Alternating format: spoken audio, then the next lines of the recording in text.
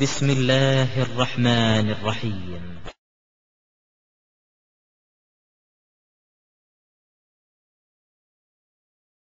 இது முழுமையான தவறு. Give evidence and show to us that centuries passed by before the Injil about Jesus Christ was written. இந்த சுவிசேஷ புத்தகங்கள் என்று அழைக்கப்படுகிற இஞ்சில் இயேசு கிறிஸ்துவுக்கு பின்பதாக நூற்றாண்டுகளுக்கு அப்புறம் எழுதப்பட்டதற்கு ஏதாவது ஆதாரம் இருந்தால் தயவு செய்து அதை இப்பொழுது எங்களுக்கு தாருங்கள். Injil is the Arabic form of the Greek word evangelion. இஞ்சில் என்கின்றது அரபிக் வார்த்தையாகிய கெல்லியான் என்கின்ற வார்த்தைக்கு இவாங்கலியான் என்கின்ற வார்த்தைக்கான பதமாக இருக்கிறது. If you want, I will open my Greek Bible and read it and prove to you. நீங்கள் விருப்பப்படுவீர்களானால் அந்த கிரேக்க வேதாகமத்திலிருந்து அதை எடுத்து வாசித்து காண்பிக்க முடியும். So in Greek, from which the Arabic word Injil has come, the word is evangelion. It means good news. அந்த கிரேக்க பதத்திலிருந்து வருகிற அந்த இவாஞ்சலியன் என்கின்ற அந்த வார்த்தை என்னுடைய அர்த்தம் நற்செய்தி, குட் நியூஸ் என்பதாக இருக்கிறது. And the Injil makes it very clear that it is good news for all. இந்த இஞ்சில் என்கின்ற வார்த்தையினுடைய பொருள் எல்லாருக்கும் நற்செய்தி என்கின்ற முறையில் இருக்கிறது. If it is good news for all, how can they claim that the Injil that was there when Prophet Muhammad, as they believe, was receiving revelation? It was there at that time. நபிகள், அதாவது முகமது நபி பெற்றுக்கொண்ட அந்த இஞ்சில் அது அவர் பெற்றுக்கொண்ட பொழுது அவ்விதமாக இருந்தது. நல்ல செய்தியாக இருந்தது. If it is for good news for all, it should remain. அது நல்ல செய்தியாக இருந்திருக்குமானால் நிச்சயமாக இப்பொழுதும் அது எல்லாருக்கும் நல்ல செய்தியாகவே இருந்திருக்க வேண்டும். And in Quran itself, Allah's statement that He would preserve all the scriptures is there. We gave the reference. குர்ஆனில் தானே அல்லாஹ் சொல்லி இருக்கிறார், வேதாகம எழுத்துக்களை நாம் காப்போம் என்று. And then after that, if Allah changes His mind, we have to begin to wonder what is the character of Allah. அதற்கு பின்பதாக அல்லாஹ் தன்னுடைய மனதை மாற்றிக் கொள்வாரானால் நாம் ஒரு கேள்வி எழுப்ப வேண்டி இருக்கிறது, அவர் எப்படிப்பட்ட குணத்தன்மை உடையவர்? Is there inconsistency? அதிலே முரண்பாடுகள் இருக்கிறதா? We have to think about it. அதை பற்றி நாம் யோசிக்க வேண்டும். And so all evidence shows that the Injil we have is the Injil that was there at Prophet Muhammad's time. எனவே இதன் மூலமாக நாம் அறிந்து கொள்ளுகிற உண்மை, இஞ்சில் ப்ராபட் முகமது அவர்களுக்கு கொடுக்கப்பட்ட பொழுது எப்படி இருந்ததோ அதே விதமாகத்தான் இன்றும் அந்த இஞ்சில் இருக்கிறது. If they have any other Injil that they have read, they should produce it and prove that this Injil is not the right Injil. அதை தவிர வேற ஏதாவது இஞ்சில் இருக்குமானால் அதை அவர்கள் எப்பொழுது நமக்கு நிரூபிக்க வேண்டும். So according to the rules of argumentation and logic, the burden of proof is on them and not on us. எனவே விவாதத்தின் ஒழுங்கின் முறைமையின்படியாக இப்பொழுது ஆதாரத்தை கொடுக்க வேண்டிய கடமை அவர்கள் மேல் விழுந்திருக்கிறது. And my last point, என்னுடைய கடைசி குறிப்பு, they are stuck with that discussion about pornography. அதாவது ஆபாசத்தை குறித்த அந்த வாதத்திலே முழுமையாக தங்கி இருக்கிற ஒரு நிலை காணப்படுகிறது. It is actually not based on what the Bible says. அது வேதாகமம் சொல்லுகிற அடிப்படையில் அல்ல. It is based on their misreading. அது தவறாக புரிந்து கொள்ளுதல் அல்லது வாசித்தலில் உண்டான விளைவு. Deliberate misreading. அது முழுமையாக தவறான பாதை, வேண்டுமென்றே அது தவறான விளைவிலே புரிந்து கொள்ளுதலாக இருக்கிறது. I am going to read from the Song of Solomon. நான் உன்னத பாட்டு புத்தகத்திலிருந்து வாசிக்க போகிறேன். Our friend came up with a very terribly pornographic description of the whole. இது குறித்து ஒரு ஆபாசமான விவரணையை கொடுத்தார்கள். It is not there in the Bible. அது உண்மையிலே வேதாகமத்தில் இல்லை, அது தவறாக வாசிக்கப்பட்டிருக்கிறது. In debate, this is not allowed at all. விவாதத்தில் இது அனுமதிக்கப்படுவது இல்லை. The beloved is saying, I slept in my house. Chapter 5, starting from verse 2. அந்த 5ஆம் அதிகாரம் 2ஆம் வசனம் சொல்லுகிறது, நான் நித்திரை பண்ணினேன், என் இதயமோ விழித்திருந்தது, கதவை தட்டுகிற என் நேசரின் சத்தத்தை கேட்டேன், என் சகோதரி, என் பிரியமே, என் புறாவே, என் உத்தமிய கதவை தர என் தலை. No, just read what I asked you to read. Please. Okay? வீட்டில் நித்திரை பண்ணினேன். So she was sleeping in the house. அவள் வீட்டில் உறங்கிக் கொண்டிருந்தாள். Then her dear one comes and says, my dear sister, open the door. அவருடைய பாசமானவர் வந்து கதவை தட்ட சொல்லுகிறார், எனக்கு பாசமானவளே கதவை தர என்று. So she was in her night dress and so she wanted to get ready and open. அவள் தன்னுடைய இரவு ஆடையிலே இருக்கிறாள், அந்த நிலையில இருந்து கதவை திறக்கிறாள். Even before she opened, verse 4 says, my lover thrust his hand through the latch opening. There is a door latch. The door latch has an opening. He put his hand through that door latch opening and our friend reads it as something else. Is it from the Bible? No, it is from his pornographic preoccupation. அந்த கதவை திறக்க சொல்லும் போது அங்கு எழுதப்பட்டிருக்கிறபடி பார்ப்போம் என்றால், கதவை திறக்கும் போது அந்த கதவை திறக்கிற இடத்துல ஒரு ஓட்டை இருக்கிறது, அங்கே கையை வைத்து அந்த விவரணை கொடுக்கப்பட்டிருக்கிறது. இந்த ஒரு விவரணையிலே தங்களுடைய கற்பனையை உள்ளே வைத்து இதை வேறு விதமாக படம் பிடித்து காண்பிப்பதாக தெரிகிறது. After he put his hand through the hole in the door, it says in verse 6 that she finally opened the door for him. அந்த துவாரத்தில் அவர் கையை வெட்டதற்கு பின்பதாக கதவை திறந்தாள் என்றும் இருக்கிறது. I just don't know why they are stuck with that kind of stuff without moving forward in the argument. சரியான முறையிலே விவாதத்தில் முன்னேறி செல்லாமல் அந்த ஒரு குறிப்பிட்ட காரியத்தை எடுத்துக்கொண்டு தன்னுடைய கற்பனையை கொடுத்து அதை விவரிக்க வேண்டியதில்லை. So sad that they are imagining things contrary to what is clearly stated. வேதாகமத்தில் தெளிவாக நிரூபிக்கப்பட்டிருக்கிறதற்கு மாறாக காரியங்களை எடுத்து பகர்வது சரியானதல்ல. So bury this. எனவே அதை புதைத்து விடுவோம். Be honest and move forward in the argument. நாம் நேர்மையாக நின்று தொடர்ந்து முன்னேறி செல்வோம். Bible has that wife and husband relationship as a holy thing. வேதாகமம் கணவன் மனைவிக்கு இடையிலான உறவை பரிசுத்தமான ஒரு காரியமாக எடுத்து எம்புகிறது. God wants wife and husband to love, be transparent, enjoy, including the physical sexual dimension. It is God given. கணவன் மனைவிக்கு இடையே ஒரு டிரான்ஸ்பரண்ட் தெளிவான அந்யோன்யமான ஆழமான ஐக்கியம், அதாவது பாலியல் உறவு நிலை உட்பட. If you don't enjoy this kind of a relationship with your wife or husband, then you will look at somebody else and become pornographic. That's why God has kept this book in His holy word, the Bible. கணவன் மனைவிக்கு இடையிலே இப்படிப்பட்ட ஒரு அன்பான ஆழமான உறவு இல்லாவிட்டால் அவர்கள் தங்களுக்கு இடையிலே சந்தோஷத்தை தேடுவதற்கு பதிலாக அங்கும் இங்கும் சுற்றி பார்க்க ஆரம்பித்து விடுவார்கள். So praise be to the holy God who has put this in His holy Bible to do away with the desire and drive for pornography. எனவே இந்த ஒரு பரிசுத்த உறவை நமக்கு கொடுத்திருக்கிற பரிசுத்த வேதாகமத்தில் கொடுத்திருக்கிற தேவனுக்கு ஸ்தோத்திரம் உண்டாகட்டும். அது ஒரு பரிசுத்தமான அன்பை எடுத்து காண்பிக்கின்றது. And then they talked about sister. அதை தொடர்ந்து தங்கை என்கின்ற முறையில் பேசுகிறார்கள். If you read Genesis chapter 12, Genesis chapter 20, you will see very clearly Abraham's wife was his half sister. அங்கே ஆதியாகமம் 18ஆம் அதிகாரம் 20ஆம் அதிகாரங்களிலே பார்க்கும்பொழுது ஆபிரகாமுக்கு சாராள் அடுத்த சகோதரியாக இருந்தாள். Prophet Abraham married his half sister. Abraham நபி தீர்க்கதரிசியா இருந்த ஆபிரகாம் தன்னுடைய ஹாஃப் சிஸ்டர் என்கின்ற அடுத்த சகோதரியை மணந்திருந்தார் என்று வேதாகமம் சொல்லுகிறது. So it's not wrong. அது தவறில்லை. All right? So let us not just get stuck with that kind of stuff. Let us move forward in the debate in a proper way.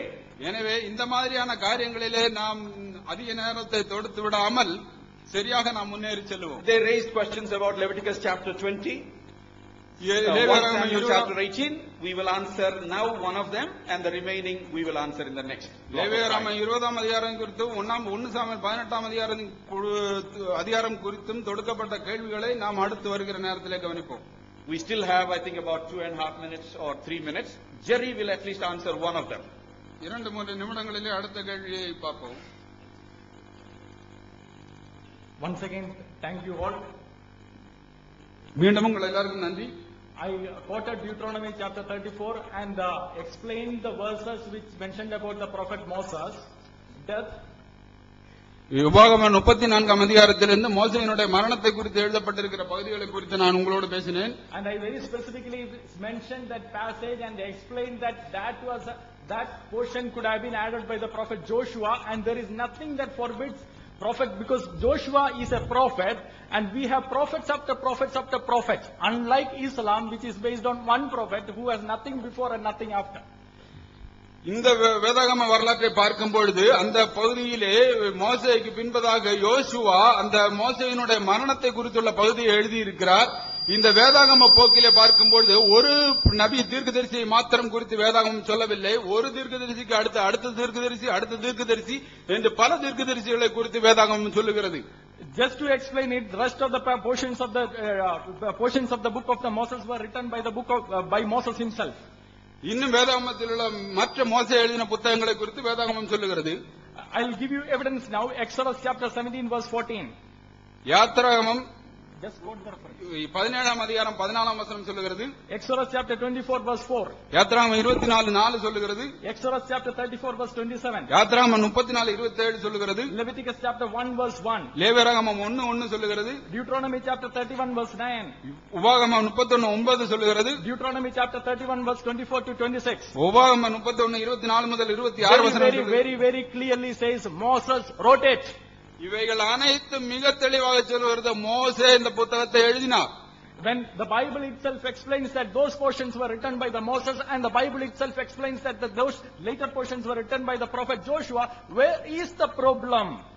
வேதாகமம் தாமே மோசே தான் இந்த புத்தகங்களை எழுதினார் என்றும் அதே போல அதனுடைய கடைசி பகுதியை யோசுவா தான் எழுதினார் என்றும் உறுதியாக சொல்லும் பொழுது எங்கே பிரச்சனை வருகிறது? He is putting words into my mouth which I never said.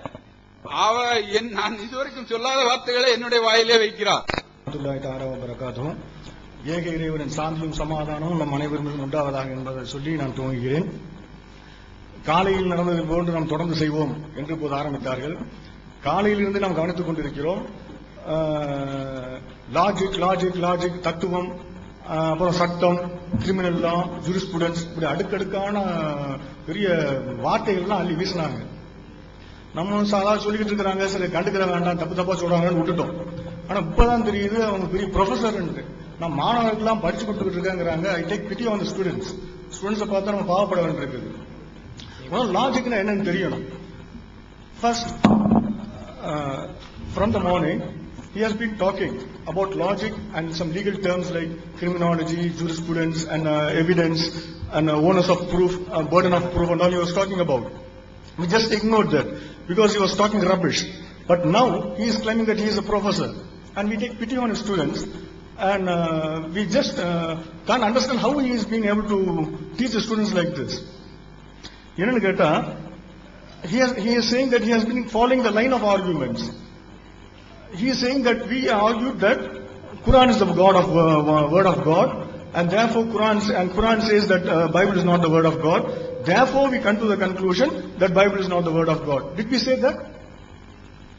அவங்க என்ன சொல்றாங்கன்னா, காலையில இருந்து வாதத்தெல்லாம் பார்த்தாங்களாம். அதுல என்ன தெரியுதுன்னா, நம்ம சொல்றோமா குரான் வந்து இறைவனுடைய வார்த்தை, குரான் வந்து பைபிள் இறைவனுடைய வார்த்தை இல்லைன்னு சொல்லுது, அதனாலே பைபிள் இறைவனுடைய வார்த்தை இல்லைன்னு நம்ம சொல்லிக்கிட்டு இருக்கோம். அப்படி சொன்னோமா? நம்ம குரான் இறைவனுடைய வார்த்தையா இல்லையா என்பதை விவாதிப்பதற்கு தனி தலைப்பு வைத்திருக்கிறோம். அந்த தலைப்பில் அதை பார்த்துக் கொள்வோம். நாங்க விட்டுட்டோம். நாங்க பைபிள் இறைவனுடைய வார்த்தையா இல்லையாங்கிற பத்தி நம்ம பேசிக்கிட்டு இருக்கிறோம். The topic is whether Bible is a word of God or not. இந்த தலைப்பு வந்து பைபிள் வந்து இறைவனுடைய வார்த்தையா இல்லையாங்கிறது இந்த தலைப்பு. இதை நிரூபிக்க வேண்டிய கடமை யாருக்கு? Criminology, jurisprudence, law of evidence எல்லாம் பேசினார் எடுத்த உடனே காலையில ஒருத்தர். இந்த கிரிமினாலஜி, ஜூரிஸ்ப்ரூடன்ஸ் எல்லாம் தெரிஞ்சவங்க இதை பேசுவாங்களா? லா ஆஃப் எவிடன்ஸ், என்ன லா ஆஃப் எவிடன்ஸ் யார் கொடுக்கணும்? யார் இது பைபிள் வந்து கடவுளுடைய வார்த்தைன்னு சொல்றாரோ அவர் தான் அது ப்ரூஃப் காட்டணும். அவர் ப்ரூஃப் காட்டாம காலையில இருந்து உட்கார்ந்துக்கிட்டு 18 கேள்வி கேட்டிருக்கேன், 15 கேள்வி கேட்டிருக்கேன். கேள்வி கேட்கறதுக்கா நீங்க வந்தீங்க? கேள்வியை நாங்கள் கேட்க வேண்டும். He is saying the topic is the Bible God's word, and the onus of proof is on them. They will have to positively prove, conclusively prove that the Bible is the word of God. They will have to produce positive evidence for that. Instead, they have listed out some 15 questions, and they are saying, we have asked you questions, you answer us. Why should we answer you? Is this logic? Is this what you teach to your students? We will ask you questions. We are questioning what you hold in your hand is not the Bible. Is not the word of God. உங்க கையில வச்சுக்கிட்டு இருக்குது இறைவனுடைய வார்த்தை இல்லைங்கிறத நாங்க சொல்லிக்கிட்டு இருக்கிறோம். நாங்க தான் கேள்வி கேட்போம், நீங்க பதில் சொல்லணும். அதை விட்டுட்டு இந்த அடிப்படை லாஜிக் கூட தெரியாம நாங்க கேள்வி கேட்டோம் நீங்க பதில் சொல்ல, நாங்க கேள்வி கேட்டோம் நீங்க பதில் சொல்ல, நாங்க கேட்கிற கேள்விக்கு நீங்க பதில் சொல்லுங்க. இதெல்லாம் கடவுளுடைய வார்த்தையா? அடுத்தது, நாங்க வந்து ஒரு நம்ம பைபிள்ல சில ஆபாசமான செய்திகள்லாம் இருக்கு, நம்ம பட்டியல் போட்டோம். பட்டியல் போட்ட உடனே அவங்க ஆபாசம் தான் இருக்கிறதுங்கிற அவங்க உறுதிப்படுத்துறாங்க. ஒருத்தர் சொல்றாரு, ஏன் ஆபாசத்தையே பேசிக்கிட்டு இருக்கீங்க? நம்ம பேசணும்னா பைபிள். அதுக்கு அவர் சொல்றாரு, ஏன் ஆபாசத்தையே பேசிக்கிட்டு இருக்கீங்க? ஆபாசம் விட்டு வெளியே வாங்க. அதான் பைபிள் விட்டு வெளியே வர சொல்றாரு. அப்ப அவங்களே ஒத்துக்கிறாங்க இது ஆபாசம் தான். இப்ப அவர் சொல்றாரு, பைபிள்ல அதெல்லாம் கிடையாது, இவங்களா இட்டுக்கட்டி சொன்னாங்கிறாரு. யார் இட்டுக்கட்டி சொன்னா? நாங்களா சொன்னோம். அவர் சொன்னாரு, நைட்டிய போட்டுக்கிட்டு அந்த அம்மா இருந்தது, பைபிள்ல நைட்டிலாம் இருக்குதா காட்ட முடியுமா உங்களால? நாங்க வசனத்தை போடுறோம், அந்த ஸ்லைட போடுங்க. நாங்க இங்கிலீஷ்ல ஸ்லைட போட்டோம், வேர்ஸ் பை வேர்ஸ் அப்படி எடுத்து போட்டிருக்கோம். நாங்க சொந்தமா படிக்கல. த ஹோல்ங்கிற வார்த்தை துவரத்து ஓட்டைக்குள்ள கையை விட்டாரு, கையை விட்டோம்னா நம்ம கிச்சு காட்டுற மாதிரி இருந்ததுன்னா அவங்களுக்கு இருக்குது. நாங்க சொல்லல. அதுக்கு அவர் ஒரு மொழிபெயர்ப்படுத்தி படிக்கிறாரு. நாங்க காட்டுனதுல இருக்குதா இல்லையா? அதுக்கு என்ன பதில் சொல்றீங்க? அவர் வேற ஒரு மொழி, நல்ல மொழிபெயர்ப்பு, பச்சை பிள்ளை கொடுக்கறது இல்ல, சின்ன குழந்தைங்களுக்கு படிச்சு கொடுக்குற மாதிரி பைபிள். அதில் எடுத்துக்கிட்டு கதவுடைய கைப்பிடி லாட்ச் ஆஃப் டோர் அப்படின்னு இருக்குங்கிறாரு. அதுக்கு முன்னாடி இன்னொன்னு சொன்னாரு, நான் கிரீக்க வேண்டாம், நான் படிச்சு காட்டட்டுமா? கிரீக் இஞ்சியில் கிரீக் இவாஞ்சலான்ங்கிற வார்த்தையிலிருந்து தான் கிரீக் இஞ்சில்ங்கிற வார்த்தை வந்தது, அதை காட்டுங்க. கிரீக் வார்த்தையிலிருந்து தான் இஞ்சில்ங்கிறது வந்தது காட்டுங்க. இவாஞ்சலான்ங்கிறது தான் பைபிள் காஸ்பிளுடைய பேர் தான் இவாஞ்சலான். அதை நாங்க ஏத்துக்கிறோம். கிரீக்ல இந்த வார்த்தையில இருந்தா இஞ்சில் வந்து, இஞ்சில்ங்கிற அரபி வார்த்தை வந்து ப்ரூஃப் காட்டுங்க. இஷ்டத்துக்கு அதை விட்டு அடிக்காதீங்க. அப்புறம் அந்த லாட்சிக்கு வரும், அது போல செய்யணும். அதுல டோர் கிளீனா சொல்றாரு. இங்க பாருங்க, the fourth verse, my lover thrust his hand through the hole and my feeling was stirred for him. என்னுடைய காதலர் ஓட்டைக்குள்ள கையை விட்டார், எனக்கு அப்படின்னு போட்டிருக்குது. நாங்க சொல்லல, எங்க இருந்து எடுத்திருக்கோம் போட்டிருக்கிறோம். Song of Solomon, chapter number 5, verse number 4. It has been taken from Net Bible, and you all accept all the versions of the Bible. நீங்க மறுத்தீங்கன்னா சொல்லுங்க, நீங்களே ஒத்துக்கிட்டது நாங்க கிளிப்பிங் எடுத்து போடுறோம். You accepted that there's no problem with any versions. You accept all the versions as equally good. நீங்க அதை மறுத்தீங்கன்னா that will become again a subject of debate again. Right.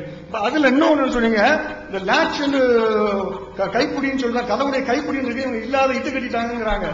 இல்லாத இட்டு கட்டல. இப்ப நான் அவங்களை திரும்ப சொல்றேன், கிரீக்க படிச்சீங்கிறீங்கல்ல, இப்ப நீங்க ஹீப்ரூவை படிச்சு பாருங்க. இது ஓல்ட் டெஸ்டமென்ட் ஹீப்ரூல இருக்கும். உங்க ஹீப்ரூ எடுத்து படிச்சு பாருங்க.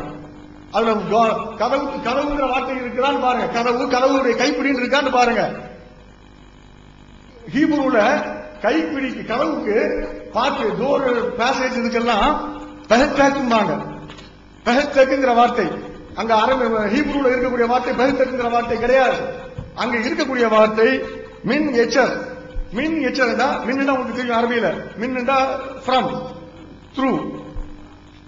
மின் எச்சர் ஹீப்ரூடா செக் பண்ணி பாருங்க. மின் எச்சர்டா துவரத்தின் வழியாக. இவங்க என்ன செய்யறாங்க, என்னென்ன கரப்ஷன். நம்ம வந்து பைபிள் வந்து கடவுளுடைய வார்த்தையா இல்லைங்கிறத நம்ம விவாத தலைப்பு. Our topic was whether the Bible is God's word or not. But they introduced a new element saying, is there any contradictions in the Bible? Quran Bible வந்து இறைவனுடைய வார்த்தையா இல்லையாங்கிறது நம்ம தலைப்பு. அவங்க புதுசா இன்னொரு தலைப்பு நுழைக்கிறாங்க. பைபிள்ல முரண்பாடு இருக்குன்னு சொல்றீங்களோ, காட்ட முடியுமா? அது வல்ல தலைப்பு. ஆனா கேட்டதுனால அதையும் காட்ட தயாராக இருக்கிறோம், அதையும் காட்டுவோம். முரண்பாடு இருந்தால் அது இறைவனுடைய வார்த்தை இல்லை என்பதற்கு ஆதாரமாக அதையும் காட்டுவோம். நீங்க தான் வந்து இல்லாத வார்த்தையெல்லாம் போட்டு எழுதுறீங்க. கையில உள்ள சரக்கு எல்லாம், மடியில் உள்ள சரக்கு எல்லாம் பைபிள்ல போடுறீங்க. You are putting your own words into the mouth of God. கடவுளுடைய பேரால் உங்களுடைய சொந்த வார்த்தைகளை போட்டுக்கிட்டு இருக்கிறீங்க. அதே மாதிரி சிஸ்டருக்கு ஜெனிசிஸ்க்கு போனாரு. Abraham married is half sister. Half சிஸ்டரை மேரி பண்ணாங்களா இல்லையாங்கிறது பேச்சு இல்ல. இந்த அம்மா என்ன சொல்லுதுன்னு சொன்னா, இந்த அம்மா என்ன சொல்லுதுன்னா, நம்ம கள்ளத்தனமா உற வச்சுக்கிட்டு இருக்கோம். This lady is saying we are having an illicit relationship. If we have to have this inside the confines of the room. இது கதவுக்குள்ள பூட்டிக்கிட்டு நம்ம செய்ய வேண்டியது கள்ளத்தனமா. ரோட்ல போனாலும் அவங்க கட்டி பிடிச்சி முத்தம் கொடுக்க முடியலையே, எனக்கு ஆசையா இருக்குது, அடக்க முடியல. மத்தவங்க பார்த்தா தப்பா சொல்லிடுவாங்களே, இது செய்யறாங்களே, கள்ளக்காதல் பண்ணிட்டு இருக்காங்களே அப்படின்னு சொல்லி நினைச்சிருவாங்க. அதுக்குதான் அந்த அம்மா சொல்லுது, நீ அம்மாவுடைய மார்புல நீனும் பால் குடிச்சிருந்தீண்டா நம்ம ரெண்டு பேரும் சகோதரா இருப்போம். கட்டி பிடிச்சி முட்டை கொடுத்தா சகோதரியும் கட்டி பிடிச்சி முட்டை கொடுக்குறாங்கப்பா அப்படின்னு நினைச்சுக்கிடுவாங்க அப்படின்னு அம்மா சொல்லுது. இந்த பொண்ணு செய்யறதும் கள்ளக்காதல், அது தப்பிக்கிறதுக்கு வழியையும் சொல்லுது.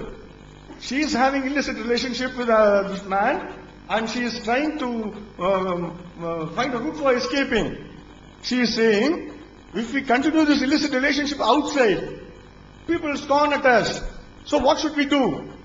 We can't do anything. But if you were my brother who suckled from my breast of my mother, no one would have objected it.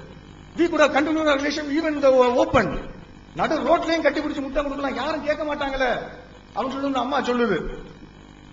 அப்புறம் நம்மகிட்ட என்ன கேட்டுக்கிட்டு இருக்காங்கடா, தோரா வந்து குரான்ல வந்து தோராவை பத்தி சொல்லப்பட்டிருக்கு, தௌராத்தை பத்தி சொல்லப்பட்டிருக்குது. ஆனா நீங்க வந்து இந்த தௌரா இல்லை, நம்ம கையில வச்சிருக்க தௌரா இல்லை நீங்க சொல்றீங்க, ஆதாரம் தாங்கன்னு கேட்டாங்க. அந்த ஆதாரங்கள் எல்லாம் அவங்களே அடுக்கடுக்க எடுத்து வைத்தார்கள். அது ஒரு ஆதாரம் என்ன, இப்ப எடுத்து வைத்த ஆதாரத்தை மட்டும் சொல்றேன், மற்ற ஆதாரங்கள்லாம் பிறகு போகணும். இப்ப என்ன ஆதாரம் எடுத்து வைத்தாங்கன்னா, மோசே சில பகுதிகளை எழுதினார், மீதத்தை ஜோஷுவா எழுதினார். அதுதான் நாங்க சொல்றோம். குரான் எதை தௌராத் என்று சொல்கிறது? குரான் தௌராத் என்று சொல்வது மோசேக்கு கொடுக்கப்பட்டது மட்டும்தான். அதுல ஜோஷுவாக்கோ வேற எவருக்குமே இடம் கிடையாது. நீங்க மற்றதையும் சேர்த்து வைத்துக் கொண்டு இதை தௌரா என்று சொல்வதால் நாங்கள் அதை ஏற்றுக்கொள்ள முடியாது.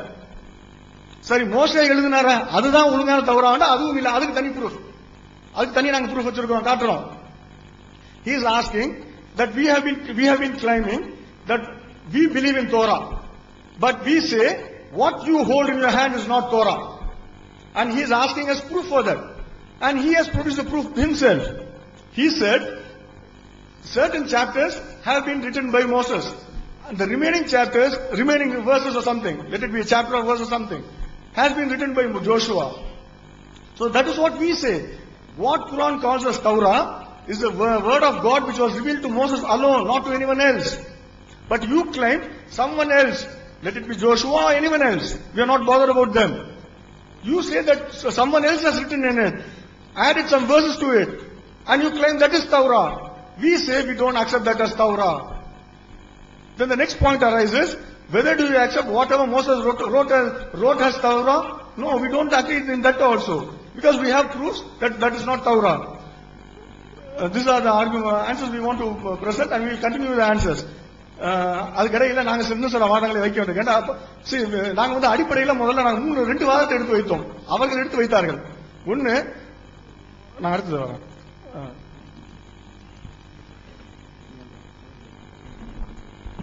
அன்பிற்கினிய சகோதரர்களே, that no translation குற்றச்சாட்டு வைத்தார்கள். Let him read the agreement. அக்ரிமெண்ட்ல டிரான்ஸ்லேஷன் பண்ணுங்கிறது கிடையாது. நாங்க என்ன பேசிக்கிட்டோம் சொன்னா, those who have signed the agreement are here, they know very well என்ன பேசிக்கிட்டோம் சொன்னா, our side is responsible for our translation. எங்க சைடுல நாங்க தமிழ்ல என்ன பேசுறோமோ அதுக்கு நாங்க பொறுப்பு. அதற்கு தான் அவர்கள் பதில், நாங்க இங்கிலீஷ்ல என்ன சொல்றோமோ அதுக்கு மட்டும் அவங்க பதில் சொன்னா போதும். நாங்க தமிழ்ல என்னென்னலாம் சொல்றோமோ அது வரிக்கு வரி ஆங்கிலத்தில் சொல்லணும்னு அவசியம் கிடையாது. நாங்க சொன்னதுடைய கிறிஸ்ப் அதை புரிந்து எடுத்து எசன்ஸ மாத்திரம் அவங்க இங்கிலீஷ்ல கொடுக்கறாங்க, அதுக்கு அவங்க பதில் சொன்னாலே போதும். அதுக்கே பதில் சொல்ல முடியாம they are ashamed of their own gospels. அவங்களுடைய வேதத்தை பத்தி அவங்களே வெட்கப்படுறாங்க. அதை படிச்ச உடனே ஆபாசம்ங்கிறாங்க, சினிமா பார்த்துட்டு வந்த மாதிரி வர்ணிக்கிறீங்களேங்கிறாங்க. பைபிள்ல உள்ளதை நாங்க படிச்ச உடனே சினிமா பார்த்துட்டு வந்தா வர்ணிக்கிறீங்களோ, நீங்க ஆபாச படம் பாத்தீங்களா? ஆபாச படம் பார்க்கலங்க, நாங்க ஆபாச புஸ்தகத்தை படிச்சுட்டோம்னு சொன்னோம். அன்பிற்கினிய சகோதரர்களே, பைபிள் இறைவேதம் இல்லை என்பதற்கு அடுத்து இன்னொரு பலமான ஆதாரம், ஒரு பெண்மணி மரணிக்கும் வரை பிள்ளை இல்லாமல் மரணித்து விட்டார்கள். அவரை நாம் என்ன சொல்வோம்? மலடி என்று சொல்வோம். அப்படி மலடி என்ற ஒரு பெண்மணி இருந்ததாக பைபிள் சொல்கிறது. 2 சாமுவேல் 6வது அதிகாரம் 23வது வசனத்தில் சொல்லப்பட்டிருக்கு. அதுல என்ன சொல்லப்பட்டிருக்கா, அந்த சவுலுடைய ஒரு மகளா இருக்கக்கூடிய மீகாள் சாகுற வரைக்கும் அவருக்கு பிள்ளை பேரே இல்லாம இருந்துச்சு, அவ மலடியா செத்து போயிட்டான்னு இருக்கு. இன்னொரு அதிசயம் என்னன்னாக்கா, அதே சாமுவேல்ல 21வது அதிகாரம் 8வது வசனத்தில் என்ன சொல்லியிருக்கனாக்கா, பர்சிலாவின் குமாரனாகிய ஆதரியலுக்கு பெற்ற 5 குமாரரையும் பிடித்து, மீகாளுக்கு வந்து பர்சிலான ஆதரியனுடைய குமாரனுக்கு ஆதரியனுக்கு பெற்ற 5 பிள்ளைகளையும் பிடித்து, அப்புறமா வந்து அவங்களுக்கு கொண்டு அந்த வேற கதை வருது. இப்ப நம்ம அதெல்லாம் கேட்கல. மலடியா செத்து போனவங்க ஒருத்தங்களுக்கு எப்படி 5 பிள்ளை வர முடியும்? இது கடவுளுக்கு தெரியாம இருக்குமா? இதெல்லாம் அறியாமை. இதெல்லாம் ஒரு கடவுள் வார்த்தை இல்லை அப்படிங்கிறதுக்கு இதெல்லாம் ஒரு ப்ரூஃப். இது கடவுள் வார்த்தை இல்லை அப்படிங்கிறதுக்கு இது ஒரு பலமான ஆதாரம்.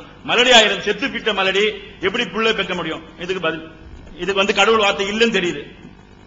Dear brothers and sisters, now we are going to present another argument which firmly says that Bible cannot be the word of God. If you read 2 Samuel chapter 6, 22 to 23, it speaks about Michal, the daughter of Saul. It says that she died without having any children. She died as a barren. That's what this verse says. But in the same Bible, the so-called holy book, it's mentioned in 2 Samuel chapter 21 verse 8. It says that Michal had 5 sons. The same Michal, who is the daughter of Saul, had 5 sons. So this is a very clear-cut contradiction, which itself is a proof that Bible can never be a word of God. God is apart from all ignorance. God is not aware of anything. It is proving that the biblical God, whoever you say, does not know that whether Michal had son or no. Dear brothers, first of all we should know that God cannot contradict himself. And apart from contradiction, he should not lie also. If you still believe with this contradiction, which is very clear cut, one place it says that Michal, she was dead and she didn't have any children when she was living. That's mentioned in the above verse, 2 Samuel chapter number 6, 22 and 23. But if you read the other verse that we have placed here, 2 Samuel chapter number 21 verse number 8, it clearly says that she had 5 children. So how can God contradict himself? If you still believe that this is the word of God, then the status and dignity of God will hit an all-time low. You are attributing such contradiction to God. We have proven that with this, that Bible is not the word of God.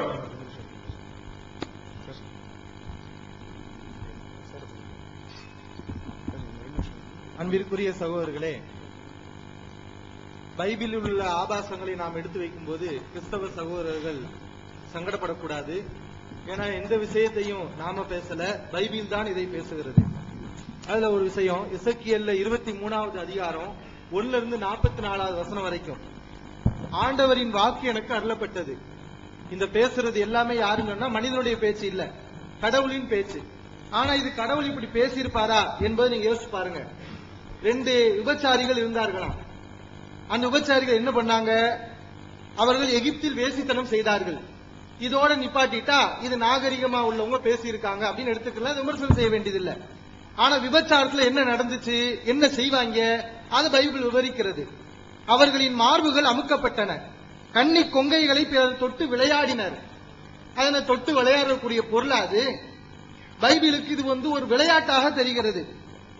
2 சகோதரிகள் பேர் என்ன? மூத்தவ பேரு ஓல்லா, தங்கச்சி பேரு ஓலிபா. இவங்க 2 பேரும் பண்ண சேட்டை கொஞ்ச நஞ்சம் கிடையாது. மூத்தவ என்ன செய்யறா? தலைவர்களும் அதிகாரிகளுமாய், ஆசை மூட்டும் அளவு கொண்ட வாலிபர்களுமாய் குதிரை மீது வந்த வீரர்கள் மேல். All glory to God again. தேவனுக்கே மகிமை உண்டாவதாக. I would, though TNTJ has not answered any of my single question, I will continue to answer their question. நான் கேட்ட கேள்விகள் எதற்குமே TNTJ பதில் சொல்லாத இருந்த பட்சத்திலும் நான் அவருடைய கேள்விகளுக்கு பதில் சொல்லுகிறேன். Let me clarify first why I have posed those questions.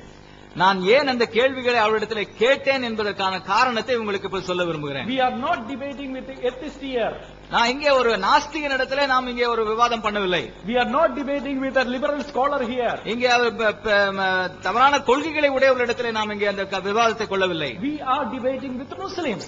நாம் முஸ்லிம்களோடு நாம் விவாதம் செய்து கொண்டிருக்கிறோம். When we debate with atheists, we will give many other reasons.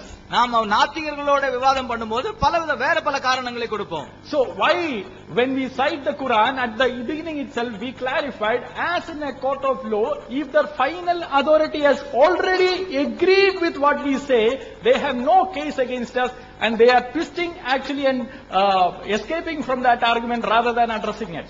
நான் என்னுடைய விவாதத்தின் துவக்கத்திலேயே சொன்னேன், இந்த ஒரு வழக்கு மன்றத்திலே போய் ஒரு வழக்கை நாம் தொடர வேண்டுமானால் ஏற்கனவே ஒத்துக்கொண்ட ஒரு காரியத்தை அவர்கள் பிற்பாடு முரண்பட முடியாது என்கிற அந்த ஆதாரத்தின் அடிப்படையில் தான் நான் என்னுடைய விவாதத்தை நான் ஆரம்பித்தேன். And they repeatedly say the Torah that is mentioned in the Quran is not the Torah that we have. அவர்கள் திரும்ப சொல்லுகிற காரியம் குர்ஆனிலே சொல்லப்பட்டிருக்கிற தௌராத்தும் நீங்கள் வைத்திருக்கிற தௌராத்தும் ஒன்று அல்ல என்று. I have asked a question, is that what you say or is that according to the history? இது நீங்கள் சொல்லுவதா அல்லது is it according to the history or is it just your belief? இது சரித்திரபூர்வமானதா அல்லது உங்களுடைய நம்பிக்கையின் அடிப்படையிலானதா? And I have cited their own scholars who affirm that the Torah that is mentioned in the Quran is the Torah that the Christians and the Jews had. அவர்களுடைய அறிஞர்களுடைய கூற்றையே நான் மேற்கோளாக காட்டினேன். அவர்கள் குர்ஆனில் சொல்லப்பட்டிருக்கிற தௌராத்தும் நாம் வைத்திருக்கிற தௌராத்தும் ஒன்றுதான் என்பதை குறித்து. See, I am giving evidences after evidences. They are just making statements after statements. நான் ஆதாரங்களுக்கு பிற்பாடு ஆதாரங்களாக கொடுத்துக் கொண்டிருக்கிறேன். அவர்கள் வெறும் வாக்கியங்களாக சொல்லிக் கொண்டே இருக்கிறார்கள். For example, I have cited Tafsir Ibn Kathir, volume 4, page number 178 to 179, where it says, it was common among the Salaf to call the entire scripture of the people of the book as Torah. நான் அங்கே ஏற்கனவே அவர்கள் சொல்லப்பட்ட அந்த அறிஞர்கள் சொன்ன கூற்றை சொன்னேன். இங்கே எழுதப்பட்டிருக்கிற வேத புத்தகம் முழுவதுமே கடவுளுடைய வார்த்தை என்பதற்கான ஆதாரம் தப்சீர் அவருடைய வாக்கியத்திலிருந்து நான் உங்களுக்கு சொன்னேன். They have never addressed it. ஆனால் அதற்கான பதிலை அவர்கள் and they will not address it. They will actually may deny it, but they can never ever address it. ஆனால் அதற்கான பதிலை அவர்கள் இப்பொழுதும் எப்பொழுதும் சொல்லவே போவதில்லை. ஒருவேளை அவர்கள் அதை நிராகரிக்கலாம். I'll come to one by one after their questions. அவருடைய கேள்விகள் ஒவ்வொன்றுக்காக நான் பதில் சொல்லி வருகிறேன். They say that there is a contradiction between 2 Samuel 6:23 and 2 Samuel 21:8. அங்கே சொன்னார்கள் 2 சாமுவேல் 6:23க்கும் 21:8க்கும் அவர் வித்தியாசம் இருக்கிறதை சொன்னார்கள். My brothers, my friends at TNTJ, if you yourself have carefully read that verse, you would have understood that there is absolutely no contradiction. அருமையான TNTJ நண்பர்கள் அந்த வசனங்களை கவனத்துடனே வாசித்திருந்தால் அதில் எந்த விதமான முரண்பாடும் இல்லை என்பதை அவர்களே புரிந்து கொண்டிருப்பார்கள். It might be a problem with that Tamil translation, I do not know, but the English verse that they have put up, it's very clear. அங்க ஒருவேளை தமிழ் மொழிபெயர்ப்புல ஏதாவது குறைகள் இருந்திருக்கலாம். ஆனால் ஆங்கில வேதாகமத்திலே அங்கே போடப்பட்டிருந்ததில் எந்த முரண்பாடும் இல்லை. For example, 2 Samuel 6:23 says, Michal, the daughter of Saul, had no children to her death. She had no children on her own. அங்கே 2 சாமுவேல் 6:23 என்ன சொல்லப்பட்டிருக்கிறது என்றால் மீகாளுக்கு மரணம் அடையும் நாள் வரைக்கும் பிள்ளை இல்லாது இருந்தது என்றுதான் எழுதப்பட்டிருக்கிறது. 2 Samuel 21:8 says that she brought up 5 children. She brought up 5 children. Not that she gave birth to the children, but she brought up 5 children, and whose children are also mentioned there.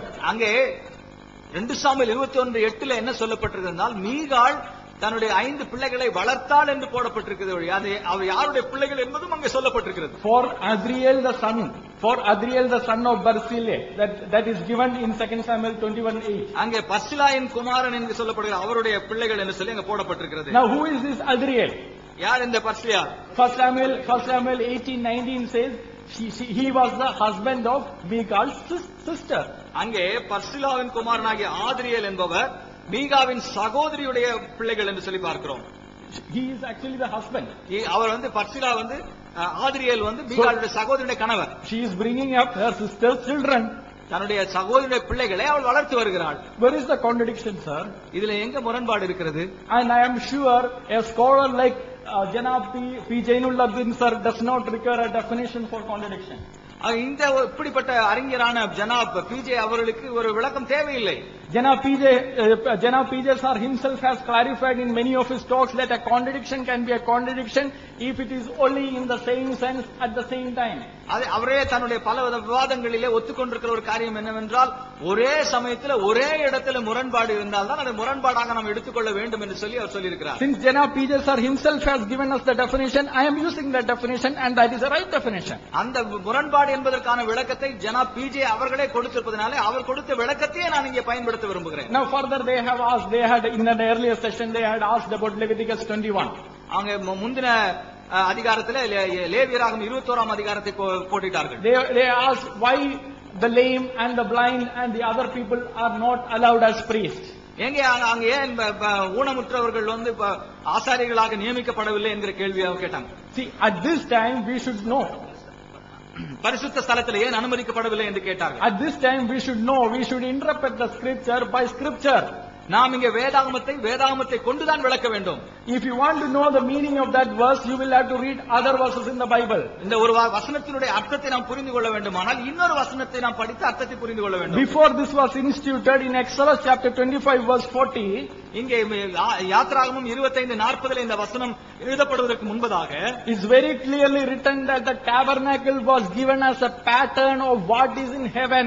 அங்கே பரலோகத்திலே எந்த மாதிரியாக அந்த ஆசரிப்பு கூடாரம் இருந்ததோ அதே மாதிரி தான் இங்கே பூமியிலே கொடுக்கப்பட்டது என்று எழுதப்பட்டிருக்கிறது. Now when we have to follow the exact pattern as it is in the heaven, can all this lame and the blind are only in this earth, it can never be in the heaven, and that is why it is shown there. அவ இங்கே பரலோகத்தில் இருக்கிற மாதிரியின்படியே பூலோகத்திலும் இந்த ஆசரிப்பு கூடாரம் இருக்க வேண்டுமானால் இங்க இருக்கிற இந்த ஊனமுற்றவர்கள் அங்க பரலோகத்தில் இருக்க போவதில்லை. Now this is further clarified in Hebrews chapter 10 verse 1. அதேதான் இங்கே எபிரேயர் 10ஆம் அதிகாரம் 1ஆம் வசனத்திலே விளக்கமாக சொல்லப்பட்டிருக்கிறது. They were there as a shadow of things to come. அவர்கள் நமக்கு வரப்போகிற காரியங்களுக்கு நிழலாட்டமாய் இருக்கிறது என்று சொல்லப்பட்டிருக்கிறது. Sir, you are taking verses out of his context and you are imposing your own interpretation into the text, sir. அவ வசனங்களை அந்த இடத்திலிருந்து எடுத்து உங்களுடைய சொந்த எண்ணங்களை அந்த வசனத்திலே நீங்கள் புகுத்திக் கொண்டிருக்கிறீர்கள். This is not acceptable from a scholar like Janab P.J. sir and others. Janab P.J. sir போன்ற அறிஞர்களிடத்திலிருந்து இப்படிப்பட்ட காரியத்தை நாங்கள் எதிர்பார்க்கவில்லை. Further, the Holy Bible in the same chapter clarifies that there is no discrimination because the lame and the blind were allowed to eat the holy fruit. அங்கே அந்த அதே அதிகாரத்தில் நாம் என்ன பார்க்கிறோம்? அந்த ஊனமுற்ற மக்கள் பரிசுத்த வஸ்துக்களை பரிசுத்த பொருட்களை புசிப்பதற்காக எந்த விதமான தடையும் இல்லை என்று சொல்லி பார்க்கிறோம். Now, are there other verses which actually protects the lame and the deaf? இந்த ஊனமுற்றவர்களை பாதுகாக்கிற வேற வசனங்கள் இருக்கிறதா? Leviticus chapter 19 verse 14, Deuteronomy chapter 20 verse 27 verse 18. இங்கே லேவியராகமம் 19ஆம் அதிகாரம் 14ஆம் வசனம், உபாகமம் 27ஆம் அதிகாரம் 18ஆம் வசனங்கள்ல சொல்லப்பட்டிருக்கிறது. Further, my brothers, when the true tabernacle Jesus Christ came into this world, உண்மையான ஆசரிப்பு கூடாரமாகிய இயேசு கிறிஸ்து இந்த உலகத்துக்கு வந்தபோது there is a redemption that happened for those blind people himself. அப்படிப்பட்ட அந்த ஊனமுற்ற மக்களுக்கும் விடுதலை கிடைக்குது என்று பார்க்கிறோம். Now if I have to apply the same kind of methodology to Quran, நான் இதே முறையை நான் குரானுக்கு நான் பயன்படுத்த வேண்டுமானால், again I am clarifying, I am not questioning Quran on basis on this, I am exposing their double standard. நான் அவருடைய ரெண்டு நிலையை குறித்து தான் நான் இப்போது பேசுவதற்காக நான் இப்போது சொல்லுகிறேன், குரானை குறித்து பேசுவதற்காக நான் இப்ப வரவில்லை. See in Surah chapter 80 1 to 3, Hazrat Muhammad had initially turned away a blind person. அங்கே சூரா 80 1 3 வரை உள்ள அந்த வாக்கியங்களிலே ஹஜ்ரத் முகமது அவர்கள் குருடர்களை அவர் குருட்டு மனிதர்களை பார்த்து அவர் திருப்பிக் கொண்டார். Allah had to correct him and bring back. அல்லாஹ் அவர்களை திருத்தி மறுபடியும் கொண்டு வர வேண்டியிருந்தது. Is it expected of a pattern of a person who is supposedly a pattern of the mankind? இங்கே மனித குலத்திற்கே வழிகாட்டியாக இருக்க வேண்டிய ஒரு மனிதர் காட்டுகின்ற வழிமுறையா இது? In Sahih Bukhari volume 4 hadith number 553 and Sahih Bukhari volume 9 hadith number 242, Sahih Bukhari volume 4 553 மற்றும் Sahih Bukhari volume 9 242வது வாக்கியத்திலும் Antichrist is described as a one eye blind person. அங்கே அந்தி கிறிஸ்துவானவர் ஒரு கண் குருடானவராக அங்கே காட்டப்படுகிறார். Why are you, sir? What is the connection between blind eye and Antichrist? அங்கே அந்தி கிறிஸ்துவுக்கும் ஒரு பார்வை குருடானதுக்கு என்ன சம்பந்தம்?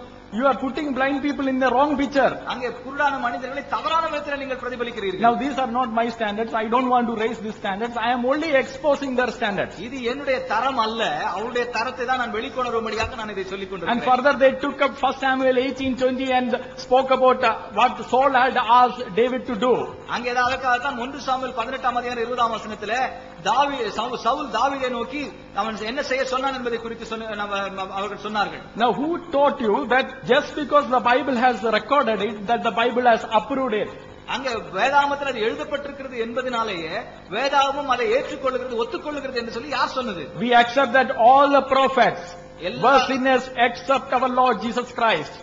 நாம் எல்லா All prophets were sinners except Lord Jesus Christ. இயேசு கிறிஸ்துவை தவிர எல்லா நபிமாரும் தீர்க்கதரிசிகளும் பாவிகள் என்று சொல்லி நாங்கள் ஒத்துக்கொள்கிறோம். In fact, Quran also agrees with all these things. இது எல்லாவற்றையும் குர்ஆன் கூட ஒத்துக்கொள்கிறது. For example, Adam's sin is recorded in Surah chapter 7:19 to 22. அங்கே சூரா 7:19 லிருந்து 22ல ஆதம் நபி செய்த பாவம் குறிக்கப்பட்டிருக்கிறது. Noah's sin is recorded in Surah chapter 71:28. அங்கே நபி செய்த பாவம் சூரா 71:28 சொல்லப்பட்டிருக்கிறது. Abraham's sin is recorded in Surah chapter 26 verse 82. Abraham செய்த பாவம் இப்ராஹிம் செய்த பாவம் சூரா 26:82 சொல்லப்பட்டிருக்கிறது. Moses' sin was recorded in Surah chapter 28 verse 16. மூசாவினுடைய பாவம் சூரா 28:16 சொல்லப்பட்டிருக்கிறது. David's sin was recorded in Surah chapter 38 verse 24, and Al-Tabari in volume 3 page number 144 to 46 explains this. தாவீது செய்த பாவத்தை சூரா 38:24 மற்றுமாய் தபரில வால்யூம் 3 பக்கம் 144 இருந்து 46 வரையில உள்ள குறிக்கப்பட்டுள்ளது. I can go on like this, but let me also say Hazrat Muhammad's sin is also mentioned in Surah chapter 47 verse 19. நான் இதே போல சொல்லிக்கொண்டே போகலாம். இன்னும் சொல்ல போனால் ஹஜ்ரத் முகமது அவர்களுடைய பாவத்தை குறித்து கூட சூரா 47:19, 47:19, 48:1-2, 48:1-2. The only person in the Quran also who is sinless is Jesus Christ. குர்ஆனிலும் கூட பாவம் இல்லாத ஒருவரை குறிப்பிடப்பட்டிருப்பாரானால் அது ஈசா மஸீஹ் மாத்திரம்தான், இயேசு கிறிஸ்து மாத்திரம்தான். Just because Bible has recorded the deeds of the prophets, it doesn't mean that Bible approves those deeds. நபிமார்கள் அந்த தீர்க்கதரிசிகள் செய்த காரியங்களை எழுதி வைத்திருப்பதனாலே அந்த நபிமார்கள் செய்த காரியங்களை எல்லாம் வேதாகமம் ஒத்துக்கொள்கிறது என்று சொல்லி அர்த்தம் அல்ல. Because they were sinners saved by the grace of God. அவர்கள் பாவிகள் தேவனுடைய கிருபையினாலே ரட்சிக்கப்பட்டிருக்கிறார்கள். Further they are going back again and again and again to Song of Solomon. அங்கே திரும்ப அந்த உன்னத பாட்டுக்கே அவர்கள் சென்று கொண்டிருக்கிறார்கள். Sir, are you following any methodology here? இங்க ஏதாவது ஒரு முறையை நீங்க பின்பற்றுறீங்களா? If I take Quran and interpret myself, will you accept it? நான் குர்ஆனை எடுத்து என்னுடைய வகையிலே அதை நான் விளக்கினால் நீங்கள் அதை ஒத்துக்கொள்வீர்களா? I will ask, you will definitely ask me, who among the Islamic scholars said so? You are interpreting your own way. நீ சொல்றது சரிதான், ஆனா இஸ்லாமிய அறிஞர்கள் யார் இது மாதிரி சொல்லி இருக்காங்கன்னு கேப்பீங்க. I am asking you, sir, the Jews had the Song of Solomon, the Christians had the Song of Solomon. Who is interpreting the way that you are interpreting it right now? இங்க யூதர்களிடத்துல இந்த உன்னத பாட்டு புத்தகம் இருக்கிறது, கிறிஸ்தவரிடத்துல இந்த உன்னத பாட்டு இருக்கிறது. ஆனா நீங்க இதுக்கு அர்த்தம் கொடுக்கிறது போல வேற யார் இதுக்கு அர்த்தம் கொடுத்து கொண்டிருக்காங்க? Now I have quoted some verses from the Quran earlier. Now I am going to say that these verses were interpreted by the Islamic scholars as vulgar. நான் ஏற்கனவே சொன்னேன், குர்ஆன்ல இருந்து ஒரு பகுதியை எடுத்து அதை இஸ்லாமிய அறிஞர்களும் ஒத்துக்கொண்டிருக்கிறார்கள் என்று சொல்லி நான் உங்களுக்கு விளக்கமாக சொன்னேன். For example, Surah chapter 56 verse 36. அங்கே சூரா 56:36ல please check and let me know how Tafsir of Al-Jalalain interprets it. அதை தஃப்சீர் அல்-ஜலால் அவர்கள் எவ்விதமாக அதற்கு அர்த்தம் சொல்கிறார் என்று நீங்கள் தயவு செய்து சொல்லுங்கள். Again you can check Surah chapter 36:55. அங்கே 36:55 சூராவில again the same commentary. அதே விதமான ஒரு விளக்க உரை இருக்கிறது, நீங்க பார்க்கலாம். Now I can go on and take Ibn Kathir's commentary and prove that I am not interpreting their verses, but even then I don't want to lay that charge against them.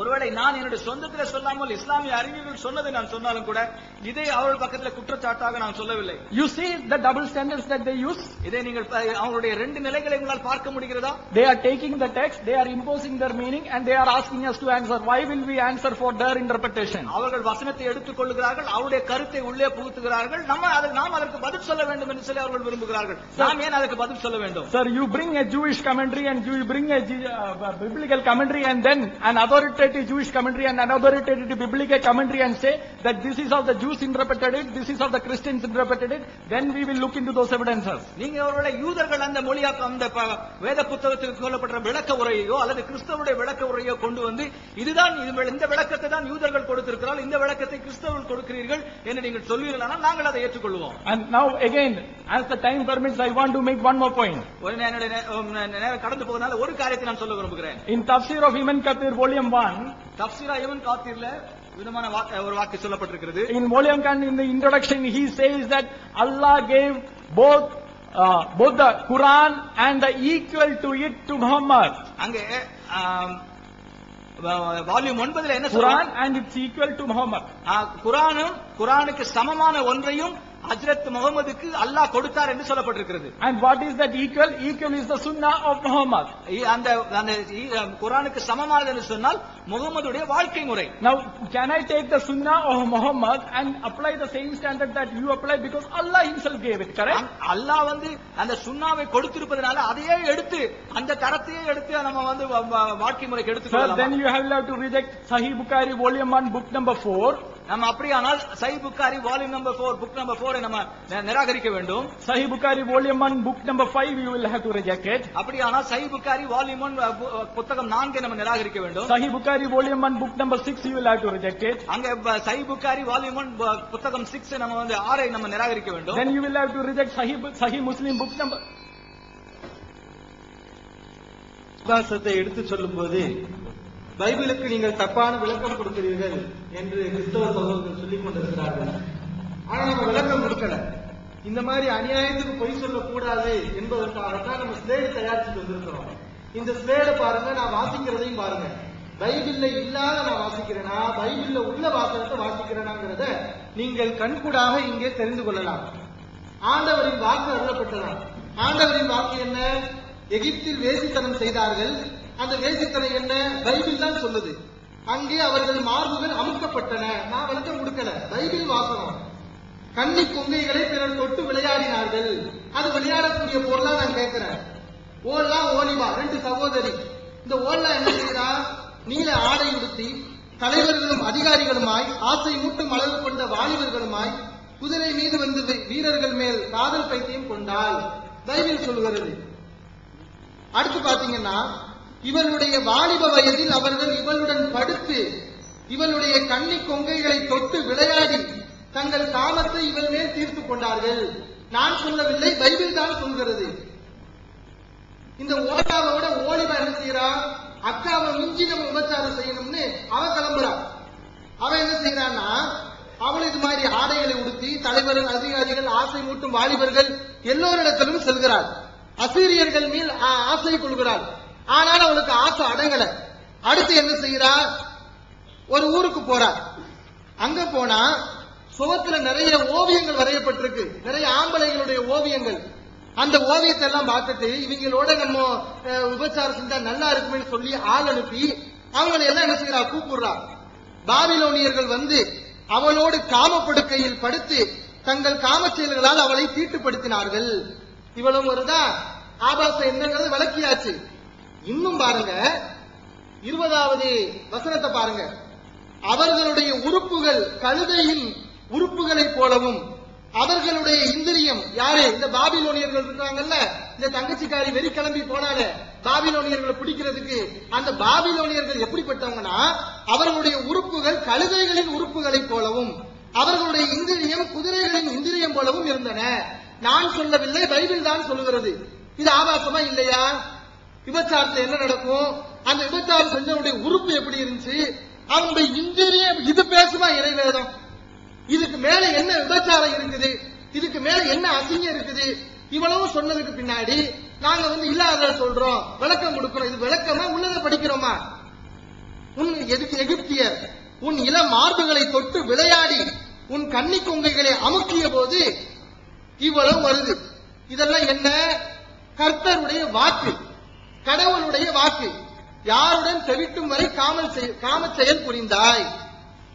இந்த விபச்சாரிகளுக்கு அடுத்து கர்த்தர் தண்டனை கொடுக்கிறார். எல்லாமே ஆபாசம் தான். விபச்சாரிகள் செஞ்சது ஆபாசம், அந்த விபச்சாரிகளுக்கு தண்டனை இருக்குது, அதுவும் ஆபாசம். என்ன ஆபாசம்? அவதான் எல்லா பேரும் விபச்சாரம் பண்ணிட்டா.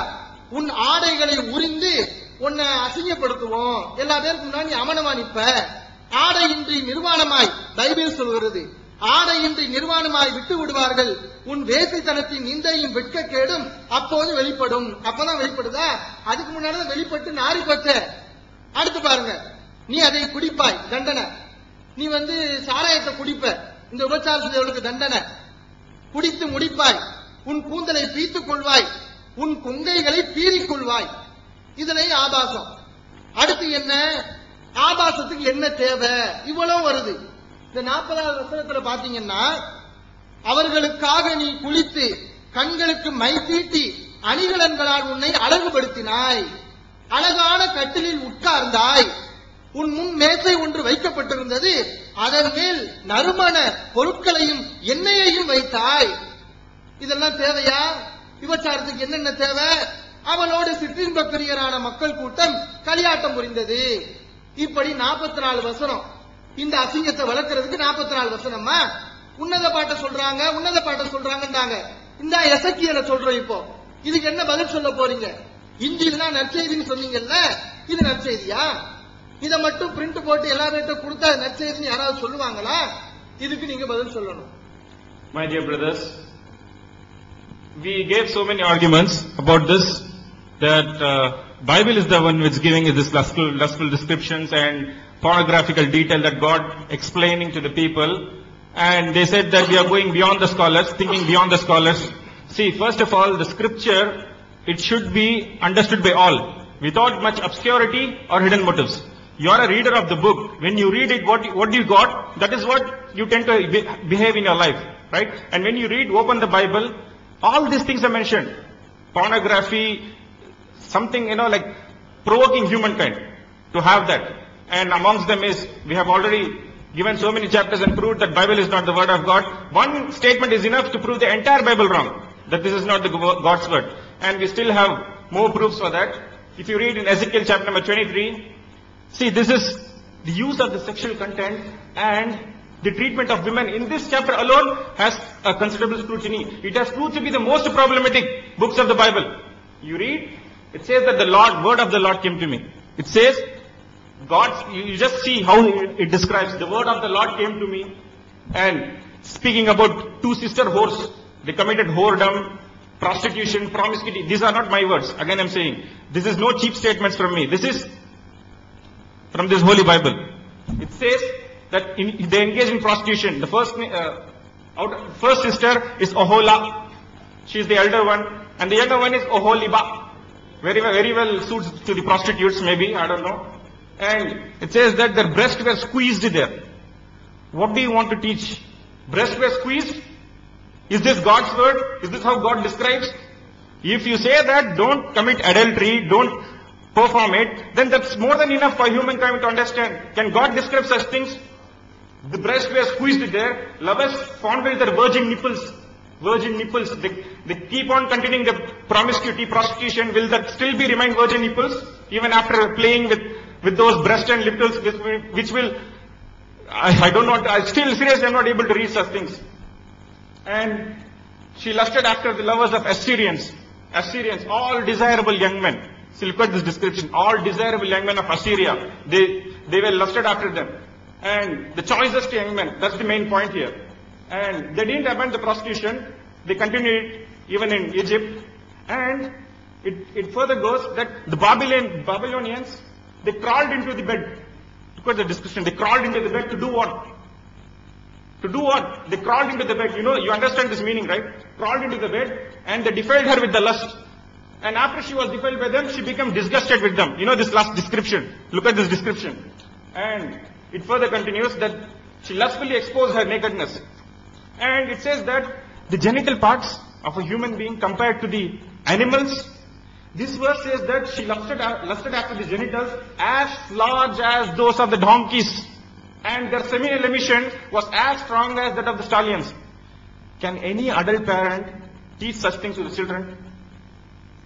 Would any parent agree that children would go, when they go through these filthy passages, could get the wrong message? Especially this description which has the comparison of comparing the men's penis to that of the horse genital, donkey's genital, and the seminal emission, the sperm ejaculation, to that of the horse issues. Look at this comparison. How can God describe such things? It still goes, doesn't stop there. Egyptians found it there, again, the nipples and squeezed their young breast. Young breast, always promiscuity, prostitution, whoredoms. She continued. And for the punishment, see, if a punishment for the adultery, how we will give? Can any man accept that for the adultery, the punishment should also be adultery? The people should want the nakedness. Here God wants to open her nakedness for the promiscuity she did in the countries. That she says, God says that your nakedness will be exposed. Just as when you engage in prostitution and obscene conduct. And I'm about to deliver to you over those whom you hate, to those whom you were disgusted, meaning with all people that she had sex, all of them will be in front of her and they'll open nakedness more. What the people will do? They'll go away, or I don't know what teaching that the people will get when the nakedness is opened. And she has polluted herself with their lust, and all this continues, and you will drain it to dry and pieces and tear your breast. It's also the punishment. See, breast, nipples, virgin nipples, young breast, genital parts compared. We can't say that these can be God's word. It's so clear. If I say that I give this pamphlet to outside, what will happen? If I gave this paper to you, you read this in front of your family or friends, what will you do? These are the statements of the Bible.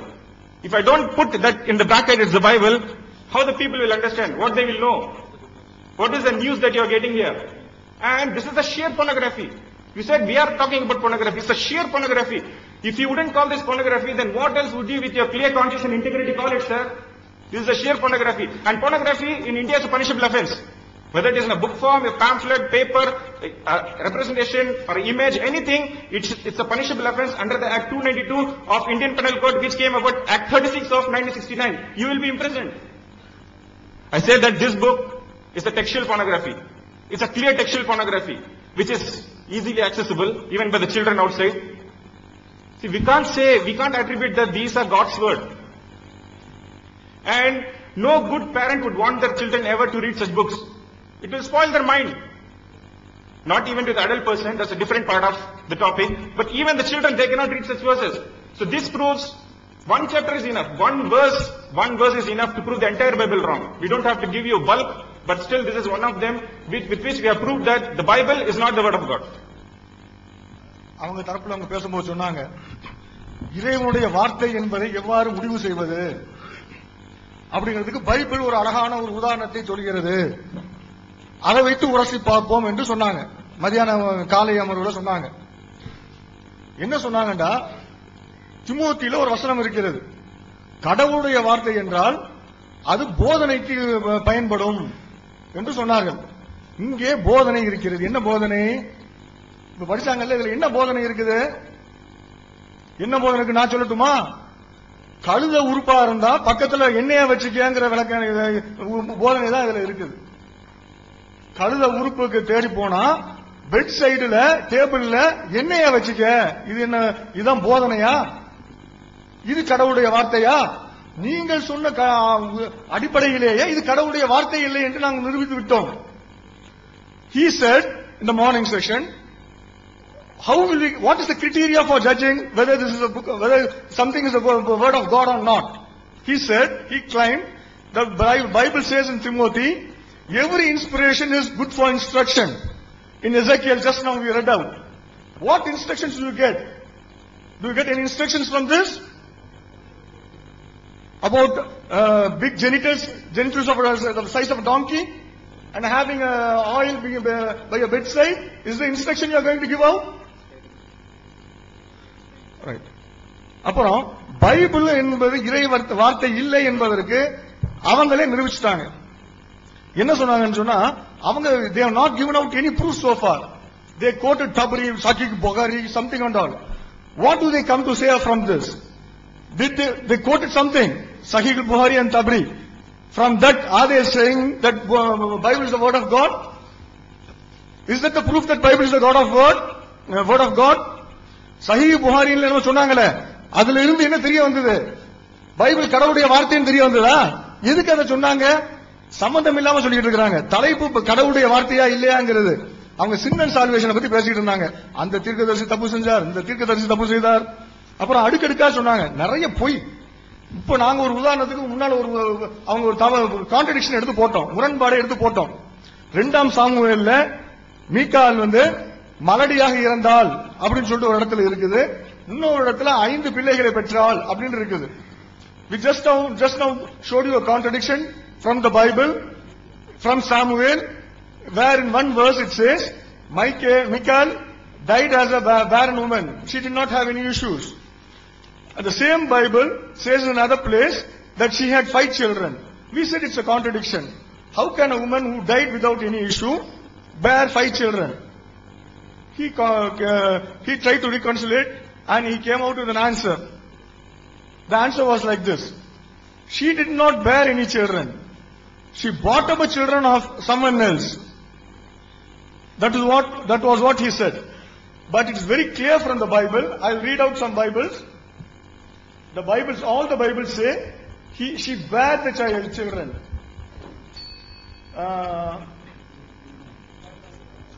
Apostles' Polyglot Bible says, she bare the children. And then American Standard Version says, she bare to Adriel. And then Bishop's Bible says, whom she bare to Adriel. So all the verses, there's no time to prepare the slide. If time permits, will you present the slides in the evening again? All the verses say that she bare the child for that man. If he says that he was a husband of a sister, then again, this is illicit children. நம்ம என்ன சொன்னோம்னா ஒரு முரண்பாட காட்டணும். இவள் பிள்ளை இல்லாமல் இறந்தால் அப்படின்னு சொல்லிட்டு ஒரு முரண்பாடு ஒரு இடத்துல இருக்குது. இன்னொரு இடத்துல அவருக்கு 5 பிள்ளைகள் இருக்குன்னு நாங்க சொன்னோம். அதுக்கு அவர் சொன்னாரு, அது அவள் பெத்த பிள்ளை இல்ல, அவருடைய தங்கச்சி பிள்ளை எடுத்து வளர்த்தா அப்படின்னு சொன்னாரு. பைபிள் என்ன இருக்குன்னா, அவனுக்கு பெத்த பிள்ளைன்றே வருது. ஒரு பைபிள்ல இல்ல, பல பைபிள்ல வருது அவனுக்கு பெத்த பிள்ளை. அப்ப அவனுக்கு பெத்த பிள்ளை உண்மையானால் திரும்பவும் கள்ளக்காது. தங்கச்சி புருஷனோட அக்கா காரி கள்ளக்காது. பைபிளை திறந்தாலே ஆபாசம் தான். ஒரே ப்ராஸ்டிடியூஷன், ஃபார்னிகேஷன், இதுதான் பைபிளை திறந்தாலே இதுதான் இருக்குது. அப்புறம் இன்னொன்னு சொன்னாங்க, அடிக்கடி அவங்க சொன்னாங்க, நாங்க இதெல்லாம் ஏன் தெரியுமா code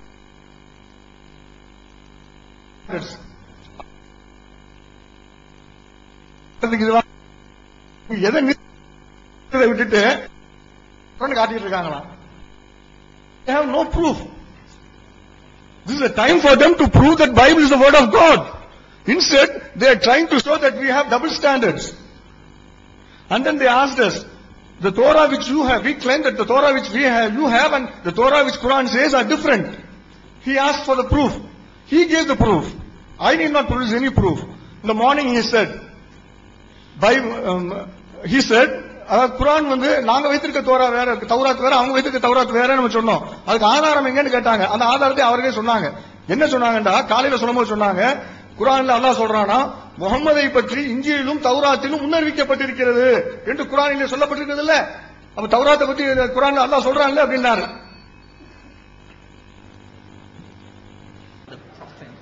Well, it's time for us to once again respond. நாம் பதில் சொல்வதற்கான நேரம் வந்திருக்கிறது. Our friend PJ sir and his colleagues are repeatedly committing certain basic logical fallacies. Janab PJ அவர்களும் அவருடைய குழுவினர்களும் தொடர்ந்தேச்சியாக தர்க்கபூர்வமான தவறுகளை செய்து கொண்டே இருக்கிறார்கள். I don't know if they are doing it knowingly or ignorantly. அதை அவர்கள் அறியாமல் செய்கிறார்களா இல்ல தெரிந்தேதான் செய்கிறார்களா என்று தெரியவில்லை. For example, உதாரணமாக, we gave a comprehensive answer about the wife and husband relationship between Solomon and his beloved, and then they still wanted to continue in that same kind of mindset. நாம் ஏற்கனவே சாலமோனுக்கும் அவருடைய சிநேகிதிக்கும் இடையில இருந்த அந்த கணவன் மனைவி உறவை குறித்து விளக்கமான பதிலை நாம் கொடுத்தும் கூட திரும்ப அந்த காரியத்தை சொல்லிக் கொண்டே இருக்கிறார்கள். I'm developing a sense of concern for them. அவர்களை குறித்ததான ஒரு கவலை எனக்கு வருகிறது. Because they are indulging in a logical fallacy called selective reading and citing. ஏனென்றால் அவர்கள் தர்க்கபூர்வமான தவறான குறிப்பிட்ட வாக்கியத்தை தாங்கள் விரும்புவது போல வாசித்து எடுத்துக்கொள்ளுகிற அந்த தவறை செய்கிறார்கள். If they can, I would like them to put up Song of Solomon chapter 5 verses 2 to 8 again in the same NET version of the English Bible. It is not NET actually, it is New English Translation Bible. அங்கே புதிய ஏற்பாடு என்கிற அந்த மொழிபெயர்ப்பில் இருக்கிற அந்த உன்னத பாட்டு 5ஆம் அதிகாரத்தில் இருக்கிற வசனங்கள் 2 to 8 மீண்டுமாக அவர்கள் போட்டு காண்பிக்க விரும்புகிறானால் நலமாக இருக்கும். Our friends read only verse 4. நம்முடைய நண்பர்கள் 4ஆம் வசனத்தை மாத்திரம்தான் வாசித்தார்கள். But if you and our friends also read now verses 2 and 3 in the same New English translation, they will understand what the situation is. அதே மொழிபெயர்ப்பிலே வசனங்கள் 2ஐயும் 3ஐயும் நீங்களும் நம்முடைய நண்பர்களும் வாசித்தால் நன்றாக புரிந்து கொள்வீர்கள். If you want, I can read it now again. நான் நீங்கள் விரும்பினால் நான் மீண்டுமாக அதை வாசிக்க விரும்புகிறேன். And I hope this will be the final time we are going to deal with this unnecessary issue. இது தேவையற்ற இந்த காரியத்தை இதுதான் கடைசி முறையாக நாம் கூறப்போகிறோம். It is an issue not because there is anything problematic in the Bible, but the problem is in their minds. They are imagining too much. இந்த வாக்கியத்திலே எந்த விதமான குழப்பமும் இல்லை, அவருடைய மனதில் இருக்கிற குழப்பம் தான் இதில் பெரிய பிரச்சனையாக இருக்கிறது. Verse 2 says, I slept but my heart was awake. My lover is knocking. அங்கே வசனம் சொல்லுகிறது, நான் தூங்கிவிட்டேன், என்னுடைய நேசர் வந்தார், நான் கதவை தட்டினார் என்று. And I just checked the Hebrew, it is actually knocking. அங்கே நான் எபிரேய மூல பாஷையிலே நான் அதை பார்த்தேன், அதுல கதவை தட்டுகிறது என்று சொல்லப்பட்டிருக்கிறது. Knocking means you knock on the door. தட்டுகிறது என்று சொன்னால் கதவை தட்டுகிறது. So he is outside, she is inside. அங்கே அவர் வெளியில, நேசர் வெளியில இருக்கிறார், பிரியமானவள் உள்ளே இருக்கிறாள். And then after knocking for some time, there was an opening in the door, and into that he put his hand. அங்கே கதவை தட்டின பிறகு அவர் கதவு துவாரத்தில் இருந்த அந்த கதவு வழியாக தன்னுடைய கையை அவர் உள்ளே நுழைத்தார் என்று எழுதப்பட்டது. And then you go to verse 6 right there. In New English translation it says, I opened for my lover, opened the door for my lover. அங்கே 6ஆம் வசனத்திலே அதே புதிய மொழிபெயர்ப்பில் என்ன சொல்லப்பட்டிருக்கிறது என்றால், நான் அவருக்கு கதவை திறந்தேன் என்று சொல்லப்பட்டிருக்கிறது. So it is their misreading and misinterpretation. The problem is not with the text. அங்கே வாக்கியத்தில் சொல்லப்பட்டிருக்கிற வசனத்தில் எந்த பிரச்சனையும் இல்லை, அதை அவர்கள் தவறாக படித்து தவறாக புரிந்து கொண்டிருப்பதில் தான் பிரச்சனை. Same is the problem with 2 Samuel chapter 21 verse 8. அதேதான் 2 சாமுவேல் 21ஆம் அதிகாரம் 8ஆம் வசனத்திலும் இருக்கிறதை பார்க்கிறோம். If they read the second part of that verse and the very next verse, verse 9, they would have understood. அந்த வசனத்தினுடைய பிற்பகுதியையும் 9வது வசனத்தை வாசித்தார்கள், அது புரிந்து விட்டிருக்கும். She brought up children for somebody else's. மற்றவருடைய குழந்தையை அவள் வளர்த்தாள் என்று அங்கே வசனத்தில் எழுதப்பட்டிருக்கிறது. Somebody else's sake. மற்றவர்களுக்காக வேண்டி அந்த பிள்ளைகளை அவள் வளர்த்தாள் என்று அங்கே எழுதப்பட்டிருக்கிறது. The text is very clear that the children are not her children. அங்கே வசனம் தெளிவாக சொல்லுகிறது, அவளுடைய பிள்ளைகள் அல்ல என்று. How can you miss it? அதை எப்படி நீங்கள் கவனிக்காமல் இருக்க முடியும்? I don't know if something is blocking the vision when they come to that part. அந்த பகுதியில் வரும்போது ஏதோ ஒன்று அவருடைய கண்களை மறைக்கிறது என்று நான் நினைக்கிறேன். I think we should come out of this and move forward. ஆகவே நான் இதிலிருந்து வெளியில தயவு செய்து முன்னாடி போகணும். And then about that language in Ezekiel. அதே எசேக்கியேல்ல சொல்லப்பட்ட வாக்கியத்தை குறித்து பார்க்கலாம். You go to the last verse of that chapter. அந்த அதிகாரத்தினுடைய கடைசி பகுதிக்கு நீங்கள் சென்றால் you will understand what the instruction is. அங்கே சொல்லப்பட்டிருக்கிற போதனை என்ன என்பதை குறித்து நீங்கள் தெரிந்து கொள்ளலாம். Our friend was asking what is the instruction here. அங்கே சொல்லப்பட்டிருக்கிற போதனை என்னவென்று கேட்டார். What is the chapter? 23. I think it will be a good idea for us to go there. அங்கே அந்த பகுதியை நம்ம வாசிப்பது நல்லது என்று சொல்லி நான் நினைக்கிறேன். So the conclusion of that whole description is given in verses 28 and 29. அதனுடைய முழு சாராம்சமும் அந்த போதனையினுடைய பகுதி எல்லாம் 48 49 வசனங்களில் சொல்லப்பட்டிருக்கிறது. He is instructing and giving a very severe warning. அங்கே ஆண்டவர் சொல்கிறது என்றால் ஒரு பெரிய ஒரு பயங்கரமான ஒரு எச்சரிப்பை அங்கே கொடுக்கிறதை நம்ம பார்க்கிறோம். So it says, so I will put an end to lewdness in the land, that all women may take warning and not imitate you. இவ்விதமாய் எல்லா ஸ்திரீகளும் புத்தி அடைந்து உங்கள் முறைகேடுகளை செய்யாதிருக்கும்படி முறைகேட்டை தேசத்தை விட்டு ஒழிய பண்ணுவேன். I don't know why they are just getting stuck with one verse, two verses without reading at least the full chapter. ஏன் அந்த 1-2 வசனங்களையே நின்றுவிட்டு முழு அதிகாரத்தையும் நிறுத்தி விடுகிறார்கள் என்று சொல்லி எனக்கு தெரியவில்லை. It's very sad. அது மிகவும் வருத்தத்தக்க காரியம். Warning not to imitate such people. இப்படிப்பட்ட மக்களை நீங்கள் பின்பற்றாதீர்கள் என்பதற்கு நமக்கு எச்சரிக்கை. You will suffer the penalty for your lewdness and bear the consequences of your sins of idolatry. உங்கள் முறைகேட்டை உங்கள் மேல் சுமத்துவார்கள், அப்பொழுது நீங்கள் உங்கள் நரகலான விக்கிரகங்களை சேவித்த பாவங்களை சுமந்து நான் கர்த்தராகிய ஆண்டவர் என்று அறிந்து கொள்வீர்கள். You read the Bible carefully. Many times spiritual idolatry is described in terms of sexual immorality, which is the worst kind of sin at the human level. இங்க பார்த்தா மனித அளவில் நீங்க பாத்தீங்கன்னா மிக மோசமான ஒரு விக்கிரக ஆராதனை எதுவென்றால் இது மாம்சீகத்தில் செய்யப்படுகிற விபச்சார பாவம் தான் மிக மோசமான விக்கிரக ஆராதனை. We will understand the problem when we go to Titus. நாம் இதை குறித்து நன்றாக புரிந்து கொள்வோம். 1 அதிகாரம் 15ஆம் வசனம். Titus chapter 1 verse 15. விக்கிரக ஆராதனை விபச்சாரத்திற்கு ஒப்பிட்டு சொல்லப்பட்டிருக்கிறது. Let us now, in conclusion of my part of the presentation, turn to Titus chapter 1 verse 15. முடிவாக தீத்து 1 அதிகாரம் 15ஆம் வசனத்தை எடுத்துக்கொள்வோம். It says, இவ்விதமாக சொல்கிறது, to the pure all things are pure. சுத்தமுள்ளவர்களுக்கு சகலமும் சுத்தமாயிருக்கும். But to those who are corrupted and do not believe, nothing is pure. அசுத்தமுள்ளவர்களுக்கும் அவிசுவாசம் உள்ளவர்களுக்கும் ஒன்றும் சுத்தமாயிராது. In fact, both their minds and consciences are corrupted. அவருடைய புத்தியும் மனசாட்சியும் அசுத்தமாயிருக்கும். I think that is the problem that we are dealing with here. இங்கே இப்படிப்பட்ட ஒரு பிரச்சனையை தான் நாம் இங்கே பார்த்து கொண்டிருக்கிறோம். And so, for the other part of the answer, I would request my friend Paul to complete. என்னுடைய மற்ற பகுதிக்கு அந்த அடுத்த கேள்விக்கான பதிலை என்னுடைய நண்பர் பால் அவர்கள் இப்பொழுது கூறுவார். My friend has challenges me with the criteria that I have brought one criteria, and according to that criteria, what is Ezekiel chapter 23?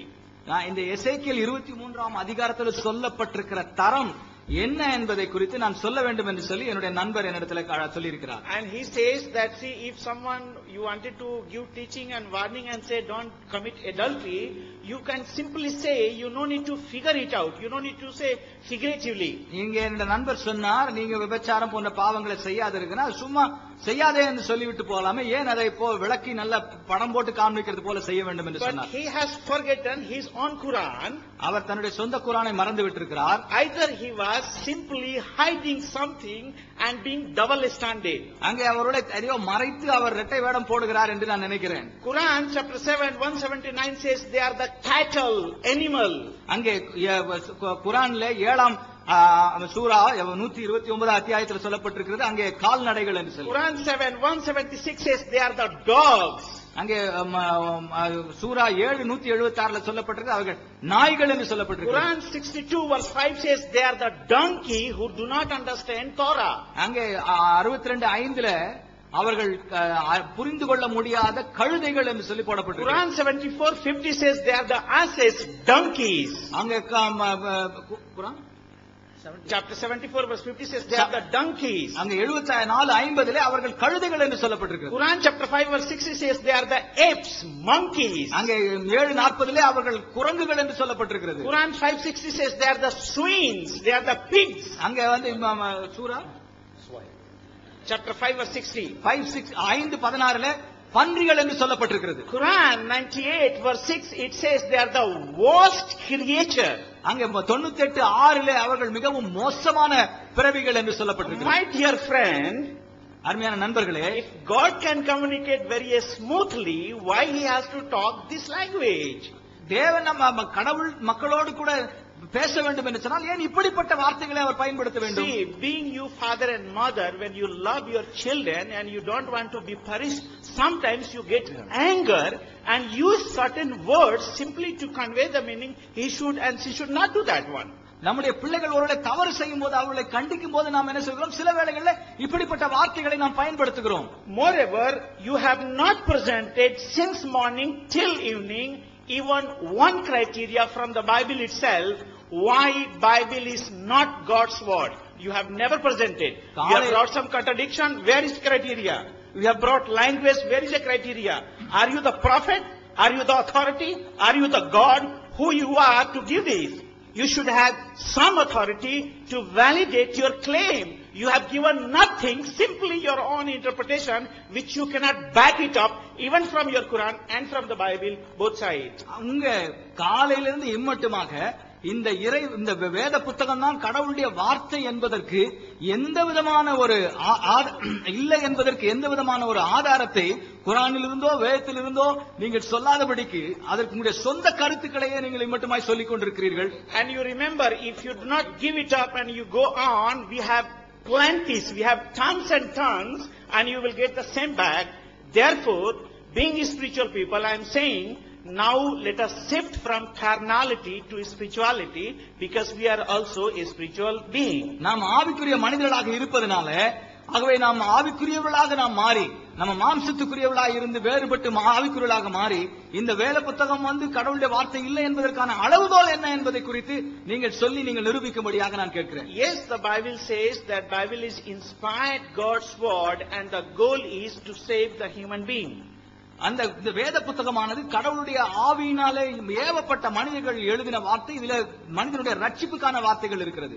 Now, when I said that yes, when Bible says salvation, Bible includes 6 things.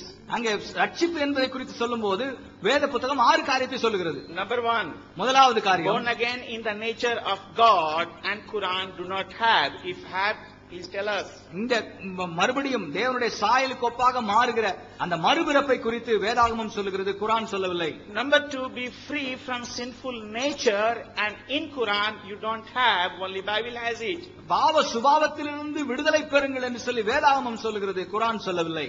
Number 3, have power over Satan, and there is only one person, Jesus Christ, who is victorious over Satan in Hadith and in the Bible, and there is no other individuals. இங்கே வேதாகமத்தில் சொல்லப்பட்டிருக்கிற காரியம் என்னவென்றால், இயேசு கிறிஸ்து மாத்திரம்தான் பிசாசின் மேல அதிகாரம் உடையவராக இருந்தார், அவனை ஜெயித்தார் என்று சொல்லி ஹதீஸிலோ குர்ஆனிலோ மற்ற எந்த இடத்திலோ அதை வேறு யாரை குறித்தும் சொல்லப்படவில்லை. For example, உதாரணமாக, we are not trying to criticize the Hadith or Quran, but simply what we are saying, there are certain things recorded in the Hadith. இங்கே ஹதீஸையோ குர்ஆனையோ நாங்கள் குறை சொல்ல வரவில்லை. ஹதீஸ்ல சொல்லப்பட்ட சில காரியத்தை நான் உங்களுக்கு சொல்ல Sahih விரும்புகிறேன். al-Bukhari, volume 4, Hadith number 641 says, Prophet Muhammad narrated, means so and so, it was narrated by Ibn Musayba and so that every child who is born of Adam, Satan comes and touches, except Jesus and her mother Mary. அங்கே புகாரி புத்தகம் 55 volume 4 அங்கே சொல்லப்பட்டிருக்கிறது, இயேசுவையும் அவருடைய தாயாகிய மரியம் தவிர மற்ற எல்லா குழந்தைகளையும் சாத்தான் தொட்டு விட்டான் என்று சொல்லி போடப்பட்டிருக்கிறது. Sahih al-Bukhari, volume 4, Hadith number 506, it says, every child is touched by Satan except Jesus and his mother Mary. அங்கே புகாரி வால்யூம் 4 புத்தகம் 54 506வது வாக்கியத்தில் சொல்லப்பட்டிருக்கிறது, இயேசு கிறிஸ்துவை தவிர எல்லா பிள்ளைகளையும் அங்கே சைத்தான் தொட்டு விட்டான் என்று சொல்லப்படுகிறது. Further, Sahih al-Bukhari, volume 6, Hadith number 71 says, every child who is born is touched by Satan except Jesus and his mother Mary. அங்கே மறுபடியும் அந்த சையத் புகாரி 60வது வால்யூம்ல அங்கே சொல்லப்பட்டிருக்கிறது, இயேசு கிறிஸ்துவை தவிர எல்லா பிள்ளைகளையும் சாத்தான் தொட்டு விட்டான் என்று சொல்லி. Even Prophet Muhammad himself was under the power of magic so many times. அங்கே முகமது நபி அவர்கள் கூட ஒரு மந்திர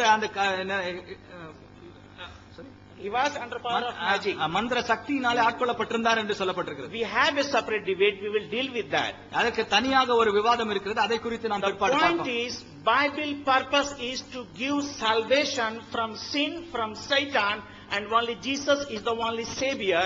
And brother, what he was saying, you wanted to save the Muslim? Yes, not me. This is what the Bible intends. This is what all the prophets intend. This is what the God of the Bible intends, that every Muslims, everyone should be saved. இங்கே நாங்கள் வேதாகமம் சொல்லுகிற காரியம் என்னவென்றால், ரட்சிப்பும் பாவத்திலிருந்து விடுதலையும் இயேசு கிறிஸ்து மூலமாகத்தான் வருகிறது.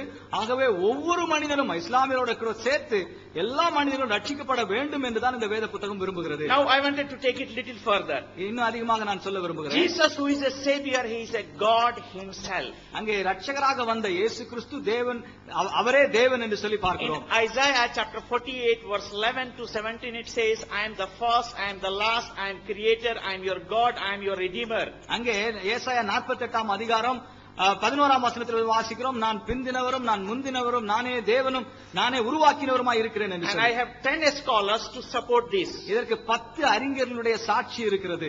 One of the greatest commentator, John Gill, says that here the speaker is Yahweh, God the Son, Jesus Christ. அங்கே ஜான் கில் என்று சொல்லுகிறார், இங்கே சொல்லப்பட்டிருக்கிறவர் இயேசு கிறிஸ்துவாகிய ஆண்டவர் என்று அவர் சொல்லுகிறார். Jamison, he says here the speaker is Jesus Christ, Yahweh God. அங்கே இயேசு கிறிஸ்து யெகோவாவாகிய தேவனாக அங்கே சொல்லப்பட்டிருக்கிறார் என்று ஜெமி என்கிறவர் சொல்லுகிறார். Origen says here the Savior is Jesus Christ, Yahweh God. அங்கே ஓரிகன் என்பவர் சொல்லுகிறார், இங்கே சொல்லப்பட்டிருக்கிற ரட்சகர் இயேசு கிறிஸ்துவாகிய தேவன் என்று சொல்லுகிறார். So you are asking criteria. நீங்கள் அளவுகோலை கேட்கிறீர்கள். Bible brings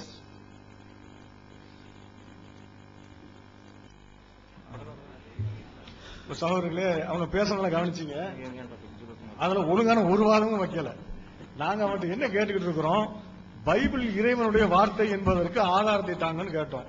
அதுக்கு அவங்க என்னென்னமோ சொல்லிட்டு இருக்காங்க. குர்ஆன்ல நாயும் கழுதை என்று இருக்குது, நாய் கழுதையுடைய ஜாமான் இருக்குது, அந்த சைஸ் ஜாமான தேடி போனான்னு இருக்குது, அதுவும் கழுதைன்னு சொல்றது ஒண்ணா? அதே மாதிரி கழுதையும் கழுதை ஜாமாங்கிறது ஒண்ணா? அப்புறம் புகாரியில இருக்குது, அதெல்லாம் கோட் பண்ணாங்க. இந்த புகாரியில சைத்தான் எல்லா குழந்தைகளையும் டச் பண்ணனா, ஈசாவையும் இயேசுவையும் மரியாதை இயேசுடைய தாயையும் தவிர அப்படின்னு சொல்லிட்டு புகாரியில இருக்குது. சரி, இருக்கட்டும். அதனால பைபிள் குர்ஆன் இறைவனுடைய வார்த்தைன்னு ஆயிருச்சா? அதுல இருந்து பைபிள் இறைவனுடைய வார்த்தைன்னு எப்படி நிரூபிக்கிறீங்க? இயேசு நல்லவர், ஓகே, பிரச்சனை இல்ல. பைபிள் இறைவனுடைய வார்த்தைங்கிறதுக்கு அந்த ஹதீஸ்ல எங்க இருக்கு ஆதாரம்? நாங்க உங்கள்கிட்ட பைபிள் இறைவனுடைய வார்த்தைங்கிறதுக்கு ஆதாரத்தை தாங்கன்னு கேட்டா, Shaitan didn't touch Jesus and his mother. How will it prove? How will it help you to prove that Bible is the word of God? We are saying it, Bible describes about the genitals which are the size of a donkey's genitals, and you are saying Quran says about donkeys. Are they same? Are they in the equal footing? And then he is asking us one more thing. You have not quoted any criteria from the Bible to establish, to show what is the criteria for word of God. We are saying the Bible itself is wrong. The whole Bible is falsehood. And how do we expect us to quote from the Bible? To take a criteria from the Bible? Or Bible இருந்து இறைவனுடைய வார்த்தைங்கிறதுக்கு நீங்க ஒரு அளவுகோலை தரணும், பைபிள்ல இருந்து தரவே இல்லைங்கிறார். பைபிளே ஒட்டுமொத்த பொய்யுங்கிற, அதுல இருந்து நீங்க பைபிள் எப்படி இருக்குன்னு காட்டுங்களேன் அப்படின்னா நான் ஏன் அதுல காட்டணும்? அவன் ஒரு ஃப்ராடு, பொய்யங்கிற, அவன் உண்மையாளங்கிறதுக்கு அவன்கிட்ட ஆதாரத்தை காட்டினா எப்படி அவன்கிட்ட ஆதாரத்தை காட்ட முடியும்? How can I? And then அந்த ஸ்லைடை ரைட் பண்ணிருக்கோம்.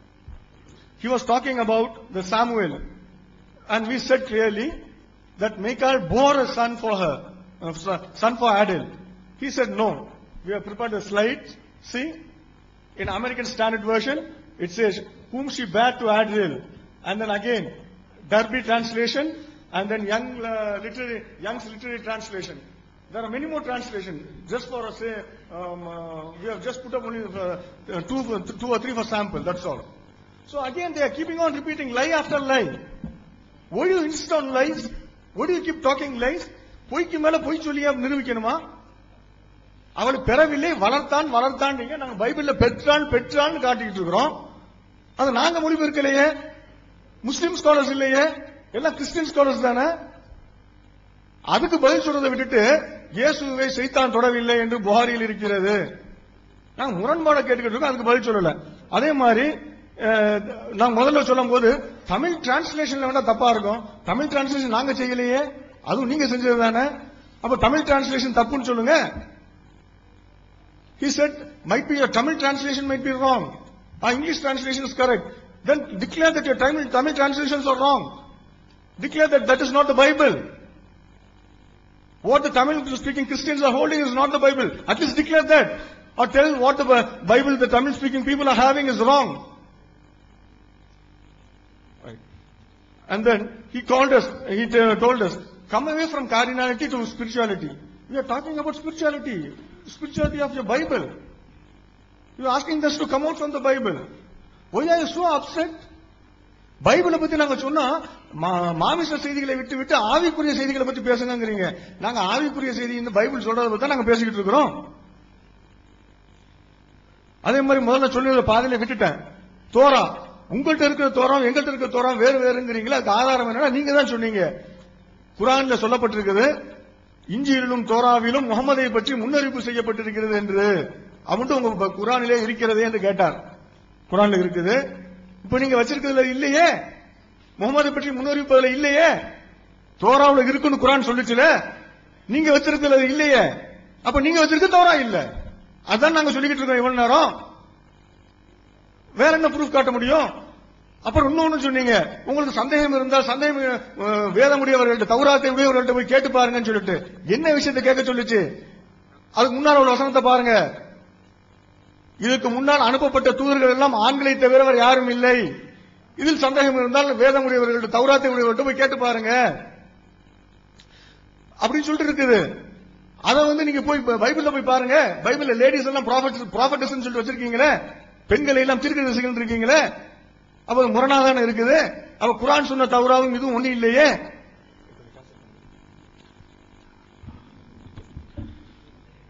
And the previous talk we were talking about Torah. We mentioned that Torah in Quran, it speaks about Torah. Allah clearly says what a Torah should have and what it should not have. If you see the previous verse, it reads about the prophecy of Prophet Muhammad. That is what was in Torah, and Allah asked the people to go read that. Now in your Torah, you don't have the prophecy of Prophet Muhammad. And point number 2, even if you take it for the sake of argument, if the brother quoted another verse from Torah, from Quran, saying that ask the people who are well versed in Torah, but he failed to realize what Allah asked them to ask. Allah is quoting that none of the prophets were female. All the prophets I have sent before you are male. Ask this to the people who are well versed in Torah. But if you take the Bible, you have a lot of female prophets in that. So how do we believe that it's the same Torah? That's a very clear contradiction. And to add to this, only 2 points to the refutation. The brother, the philosopher, when he started that, he said, it's not the net Bible, it's New English translation of the Bible. Sir, when you say this, when you quote this, it's like you are saying, you know what, Christians lost the debate with TNTJ and not Tamil Nadu Tawheed Jamaat. Both are same. When you say NET or when you say New English translation, both are same. So even a child, if you ask, he will speak. TNTJ or Tamil Nadu Tawheed Jamaat, both are same. And one more point is that when quoting the Song of Songs, they said that chapter 5 verse 4, that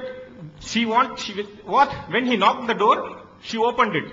Okay, I agree. What about this 4th verse which says that thrust his hand through the hole, and he didn't read the other verse. He said that we are showing the double standards. They are doing the double standard. He didn't continue the verse. It says clearly, thrust the hand through the hole, and my feelings were stirred for him. When the feelings will be stirred? You do something, only the feelings will be stirred.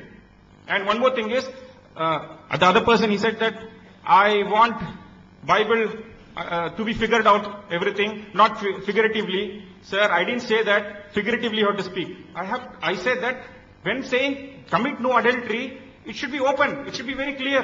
I didn't say that figuratively. I earlier said that scripture should not have hidden motives or deliberate obscurity. It's your misconception. I didn't say like that. Figure out or figuratively is two different things. அப்புறம் Song of Solomon பத்தி சொன்னாங்க. I read the Hebrew. அதுல door, it has the word door. Please read it out.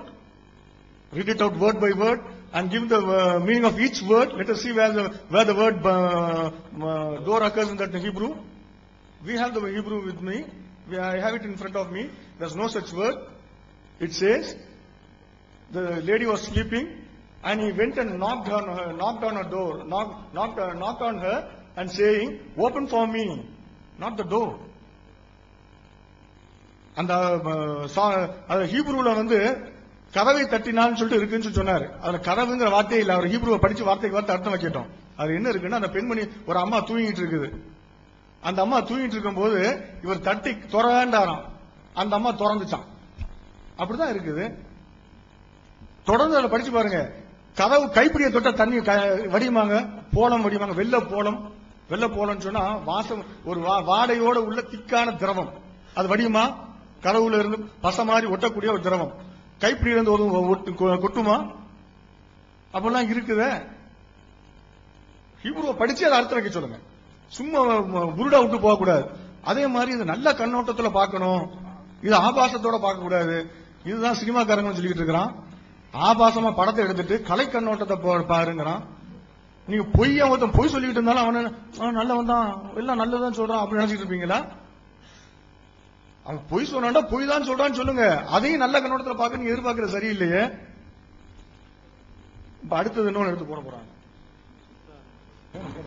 அன்பிற்குரிய சகோதரர்களே, Bible இறைவேதம் இல்லை என்பதற்கு அடுக்கடுக்கான ஆதாரங்களை எடுத்து போட்டுக் கொண்டிருக்கிறோம். ஆனால் சகோதரர்கள் ஆதாரம் காட்டவில்லை என்று சொல்லிக் கொண்டிருக்கிறார்கள். இதை விட பெரிய ஆதாரம் என்ன இருக்குது? ஒரு மனுஷன் வெளியில உள்ளவன் இதை பேசினான்னா அவன் மூளை இல்லாதவன், வெக்கம் இல்லாதவன், மானம் இல்லாதவன் சொல்லுவோம். அதை இது உங்க இறைவேதம் நீங்க சொல்லக்கூடியதுல எழுதி வச்சிருக்கிறீங்க. இதை விட வெளியே என்ன ஆதாரம் இருக்குது? ஒரு விஷயத்தை, அடுத்த விஷயத்தை நான் சொல்றேன். 2 சாமுவேல் 13வது அதிகாரம், அதுல 1வதுல இருந்து ஒரு நிகழ்ச்சி, அண்ணனும் தங்கையும் செய்த விபச்சாரம் விவரிக்கப்படுகிறது. இவங்க நம்ம கணவன் மனைவிக்கு மத்தியில தான் நடக்குதுன்னு சொன்னாங்க. இனி எல்லாம் வரும். அண்ணன் தங்கைக்கு மத்தியில, மாமனார் மருமக, எல்லா விஷயத்தையும் பட்டியல் போடுவோம். தாவீதின் மகனான அம்னோன் என்பவன் இந்த அசிங்க செயலை செய்யறான். அப்ப செஞ்ச சேட்டை தனி, அது ஒரு பட்டியல் இருக்குது. இந்த அம்னோன் என்ன செய்யறான்னா, அவனுடைய தங்கச்சி தாமார் மேல ஆசை வைக்கிறான். அவன் நோய்வாய்ப்படுறான், மெலிஞ்சு போறான். இந்த தாமார் கன்னி பெண்ணாக இருக்கிறதுனால அவளோட தகாத உறவு கொள்ள முடியாது, அது கடினம். அதே கன்னி பெண் இல்லாட்டினா அவளோட ஈஸியா என்ன செய்யலாம், தகாத உறவு கொண்டு வரலாம். இப்படி அவன் நினைச்சிட்டு இருக்கானா, அவனுக்கு யோனாதாப்னு ஒரு சகோதரன், கூறுகட்ட சகோதரன். அவன் கேட்கிறான், அரசரே நீங்க மெலிஞ்சுக்கிட்டே போறீங்களே, ஏன் நாளுக்கு நாள் தேஞ்சு போறீங்க, உங்களுடைய கவலை தான் என்ன அப்படின்னு கேட்கிறான். அதுக்கு இவன் சொல்றான், இந்த மாதிரி என்னுடைய தங்கச்சி தாமார நான் அடையணும் அப்படிங்கிறான். அப்ப இவன் என்ன செய்யணும், உண்மையா நண்பனா இருந்தா அவன் மண்டையில் 4 தட்டு தட்டி அடக்க, இந்த மாதிரி எல்லாம் நினைக்க கூடாதா, தங்கச்சியை பத்தி இப்படி தப்பா நினைக்கிறியே, அவன் புத்திமையை சொல்லியிருக்கணும். ஆனா இவன் அவனோட அயோக்கியனா இருப்பான் போல. இவன் என்ன செய்யறான், உன்னுடைய தந்தை வருவார்ல, வரும்போது தந்தை இடத்துல தாமார் உணவுப் பொருளை தயாரிச்சு கொடுக்கணும் அப்படின்னு கோரிக்கை வை. அவன் வரும்போது நீ உன்னுடைய நாட்டத்தை நிறைவேற்றிக்கோ அப்படின்னு ஐடியா கொடுக்கறான். அதே மாதிரி தந்தை வருகிறார். இவன் என்ன செய்யறான், அம்னோனு தந்தையிட்ட கேட்கிறான், என் கண் முன் 2 பணியாரங்களை செய்து கொடுக்க அவளை அனுப்பும்படி வேண்டுகிறேன். இவன் 2 பணியாரம் சொல்லும் போதே தந்தை சுதாரிச்சிருக்கணும், சுதாரிக்கல. அதே மாதிரி என்ன செய்யறாரு, தாமாரத்தை போய் நீ சகோதரனுக்கு பணியாரம் செஞ்சு கொடு அப்படின்னு சொல்றாரு. தாமார் பணியாரம் செஞ்சுட்டு வர்றா. வந்தோடனே ஆளுகள் எல்லாம் இருக்கிறாங்க. இவன் பணியாரம் மட்டும் திங்கிறவனா இருந்தா என்ன சொல்லிருக்கணும், பணியாரத்தை தின்னுட்டு போகணும். ஆனா இவன் என்ன சொல்றான், எல்லோரும் வெளியே போனாலன்றி நான் சாப்பிட மாட்டேன். பணியாரம் சாப்பிடுறதுக்கு எதுக்கு ஒருத்தி தனியா இருக்கணும் உனக்கு, எல்லோரும் வெளியே போகணுமா பணியாரம் சாப்பிட, எல்லாரும் வெளியே போகணுங்கிறான். எல்லாரும் வெளியே போறாங்க. அந்த 2 பேரை மட்டும் விட்டுட்டு எல்லா பேரும் போறாங்க. அப்ப இவன் என்ன செய்யறான், அம்னோன் தங்கச்சி கைய பிடிச்சு, தங்காய் இங்கே வா, வந்து என்னோடு படு, நான் சொல்லவில்லை பைபிள் சொல்கிறது. அசிங்கமா பேசுவீங்க, இது பைபிள்ல தான் இருக்குது.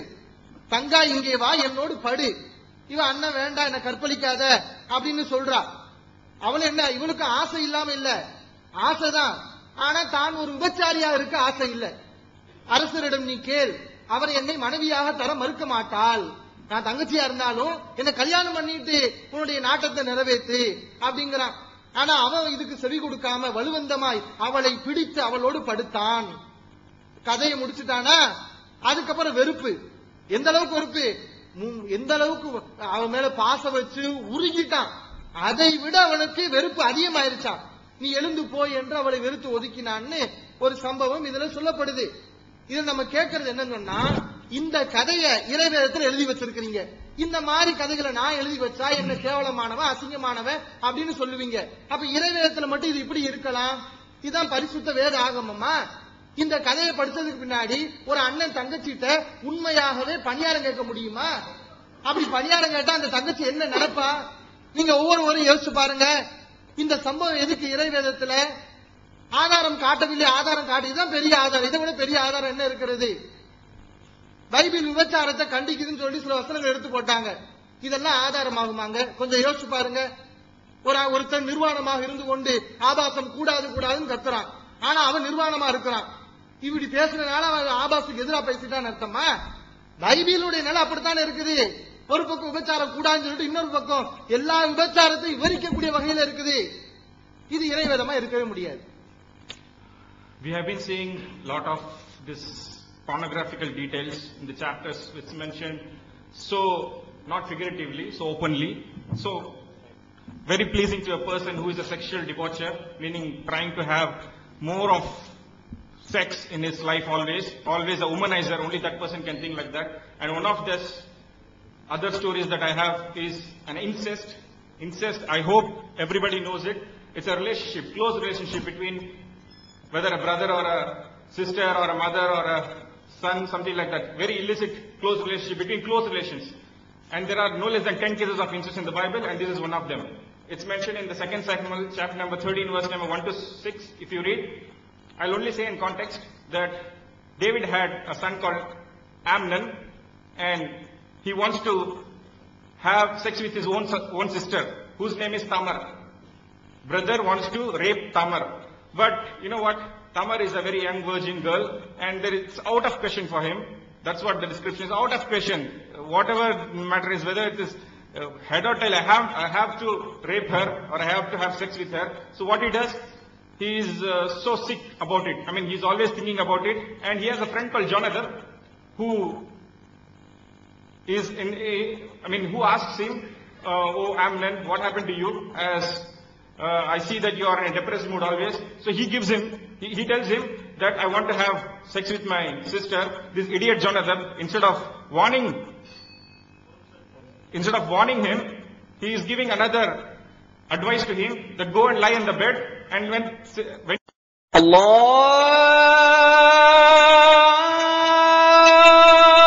Akbar, Allah